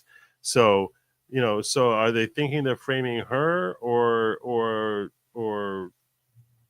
I don't know if they're thinking of framing her. She might have just become convenient because she was going backwards in reverse so fast. And if she actually did say, maybe she's saying, I hit him. Like, maybe it's, it's hitting her right now that she may have hit him and killed him. Like, if she says that, it kind of, again, the conspiracy doesn't necessarily have to be intentional from the start. It forms out of a convenient set of facts. Right. In other words, now this, and that would explain why they're going to John's house first, which just seems to be like completely stupid. Like, why would they be? That's like, if they're looking to stall for time, that would explain why they would go back to John's house first. Right. Like they need to keep Karen Reed from finding him until enough time has passed for him to have died from hypothermia. Wow. That's my working theory. I mean, it's rough because it's still early in the case, but I mean, that's I gotta tell you, I cannot imagine I'll come to a place of beyond reasonable doubt, even on the accidental murder. Like I cannot, I don't see how I'm ever going to get there. But if there's a civil suit, I could see coming to a preponderance of evidence in favor that she's guilty. Yeah, possibly, but they have to sell me on the car making contact with him. Yeah. Plus, in a civil suit, she would have to testify, and right. That, and you can really screw her up if you get her on the stand. So, yeah, wow, it's tough. It is a great case. This is a fun case. All right, my brother. I think it's. I gotta. It's already 5 o'clock. No kidding. Thanks for joining. You're welcome anytime. I'm gonna. I like the whole. I like coming here in the afternoon. I think it's good. I also like doing the little post game wrap with you. I think we do good work together. We have better clarity on the case. It can become like a little niche we have here. When I send the link over, it's set up so that if you want to co-stream to your own channel, like you can. Yeah, so. You stream all day. I can't do that. I need that like half hour, 45-minute break. So I basically stream in the morning, and then I learned this from EDB, where I'm just like, all right, you know what? I'll stream in the morning, take a lunch break with the thing, and then I'll just come out and do a lunch break, and then post lunch come out and pick up my streaming. I figure that way I'm also helping build my algorithm by having more Karen Reed trials and stuff like that. So I'm faster in the algorithms. That's what I've been curious about, because I know Emily Baker did that, and it seemed to work really well for her during depth and stuff like that. So it's I don't know because if you have the existing audience and then you get another notification going out, you could be pulling in more people for the return stream, in the afternoon. The other thing is, once you do it enough and people understand that that's what you're doing, that helps as well. But yeah, I think there's merit to it. I just stay on. Yeah. No, so what I'm saying is maybe in my afternoon stream, I actually started, because I noticed that Beverly, when she says that it's going to be 45 minutes, it ends up being an hour. So I'm building that in because her lunch break can seem kind of short from what she describes. So like that's why I'm like, all right, I don't care what she says. I'm starting at 2 o'clock, and I end up starting at 2:05, and then I had to catch up. And once I caught up to her, so then I jumped on over here and jumped in on you. Maybe I'll start my afternoon sometimes with you, and we'll see. I'm definitely planning on mixing up throughout the trial, but I like this. This was fun. Yeah, man. Well, I'll send you a link tomorrow, and feel free to join me at any time. All right. Yeah, sorry. Go ahead. No, you go ahead. Finish. I'm sorry. I was just gonna say I'm gonna read super chats and do these super tips. Oh wait, want to rate the super tip that I wrote here? Yeah, go ahead. I am totally Kurt of uncivil law, and this is how I talk. I think legal action is the appropriate response to being sued. Also, I endorse BioFreeze Ass Edition, my ass cream of choice. All righty. How do you get that? You have to hook me up with like, I'll message you. Yeah. I'll message you. I definitely think if you can have super chats that you can like get read, that's actually out loud. That's actually cool.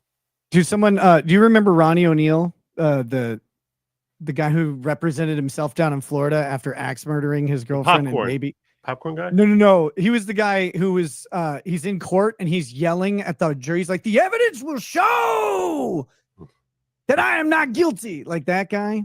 Yeah. We got his voice is perfect. Here, listen to this real quick. That's right, Nick. As a lawyer myself, I do not endorse murder. In fact, I despise murder. Down with the government. I did nothing wrong. I mean, my client did nothing wrong. So anyway, just these things, they're like, you could just they're not too difficult to make, so it's Cool. great. But yeah, I'll message you about it and see if we can get it hooked up. Very much obliged. I'm sure it's awesome.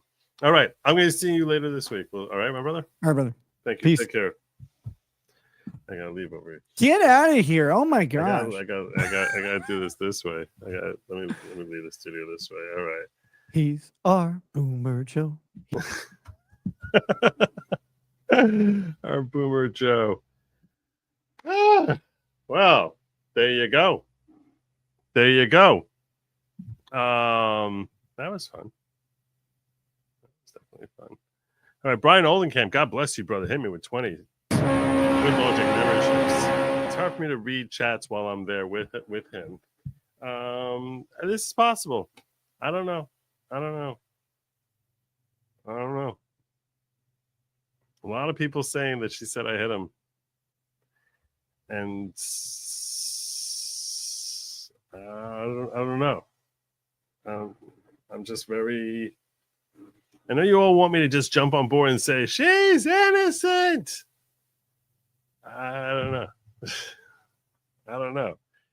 But I'm way far from guilt beyond reasonable doubt. Way far from that. Like if I'm sitting on the jury there, I'd be like, okay, so far I'm a hard not guilty. But yeah, if this was a civil trial, I'd be like, I definitely want to hear her testify because you have to testify at a civil trial. You can't plead the fifth there. So yeah, I definitely want to hear her story as to what happened that night. Would she be saying I'm leaving? She might. She seems like someone who's into histrionics a lot. I'm not the idea of her engaging in histrionics, saying like I'm leaving you, and then 10 seconds later saying, where the hell are you? Why aren't you calling me? Like that seems like a Karen Reed type of thing. So who the heck knows? I covered this. We watched his motion. I think that, and how he lost on his motion, he did what he was supposed to do. I thought he seemed kind of petulant in the way he was questioning and kind of ridiculous in the way he's summing up the quote unquote evasiveness of Daniel Wolf. And I'm glad that he lost that motion. I really want to see the arc of defense. I definitely want to see that. So I'm glad that we're going to get a chance to do that. So I thought that there was some statement about him looking up at the end and saying like Karen or something like that. That's what something to that effect. I don't remember if it was in the opening. I don't remember. It was on day one. I don't remember his opening statement or Timothy Nunnall. I remember someone testifying something about him showing some signs of life after he was found, of being alive, but on death's door. But I could be mistaken on that. Now I'm very curious. Something about that. You all think I'm crazy. But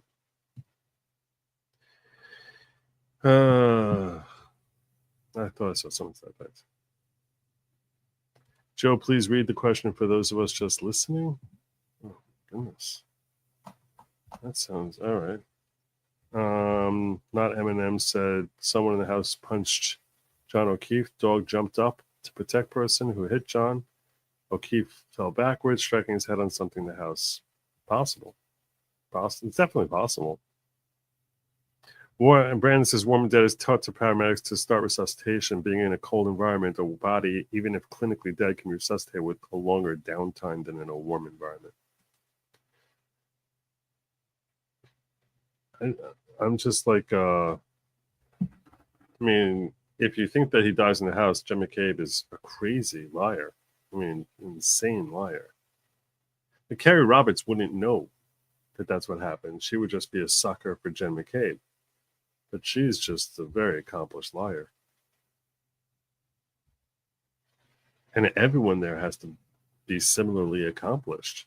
Is there going to be a question? He never came in? You didn't see him there at all? Now, it's possible he came in, he was only there a couple minutes, and people in the back of the house didn't know that John O'Keefe was there. And then if he almost died, they'd sort of keep him away. But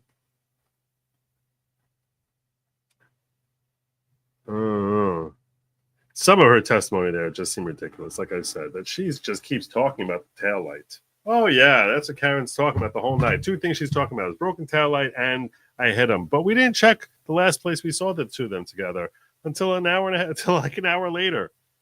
Like, why? Why would that be happening? Anyway, I plan on streaming tonight at 10 p.m. and then we'll be back here, God willing, tomorrow morning. We're going to see the cross-examination of Jen McCabe. Oh, that's gonna be glorious. I have a good feeling it's gonna be a lot of fun. It's gonna be a lot of fun. That's gonna be tomorrow morning, starting at 9 a.m. So make sure you follow me, goodlawgiclocals.com. Hit like, subscribe, share. We're getting close to the algorithm. I'm feeling the algorithm starting to work in my direction. Starting barely to work in my direction. So if you can do all that stuff, that would be really awesome of you. And I'll see you all tonight at 10 o'clock, my regular nightly stream, and then back here tomorrow, 9 a.m. Till then, have a good night and Godspeed.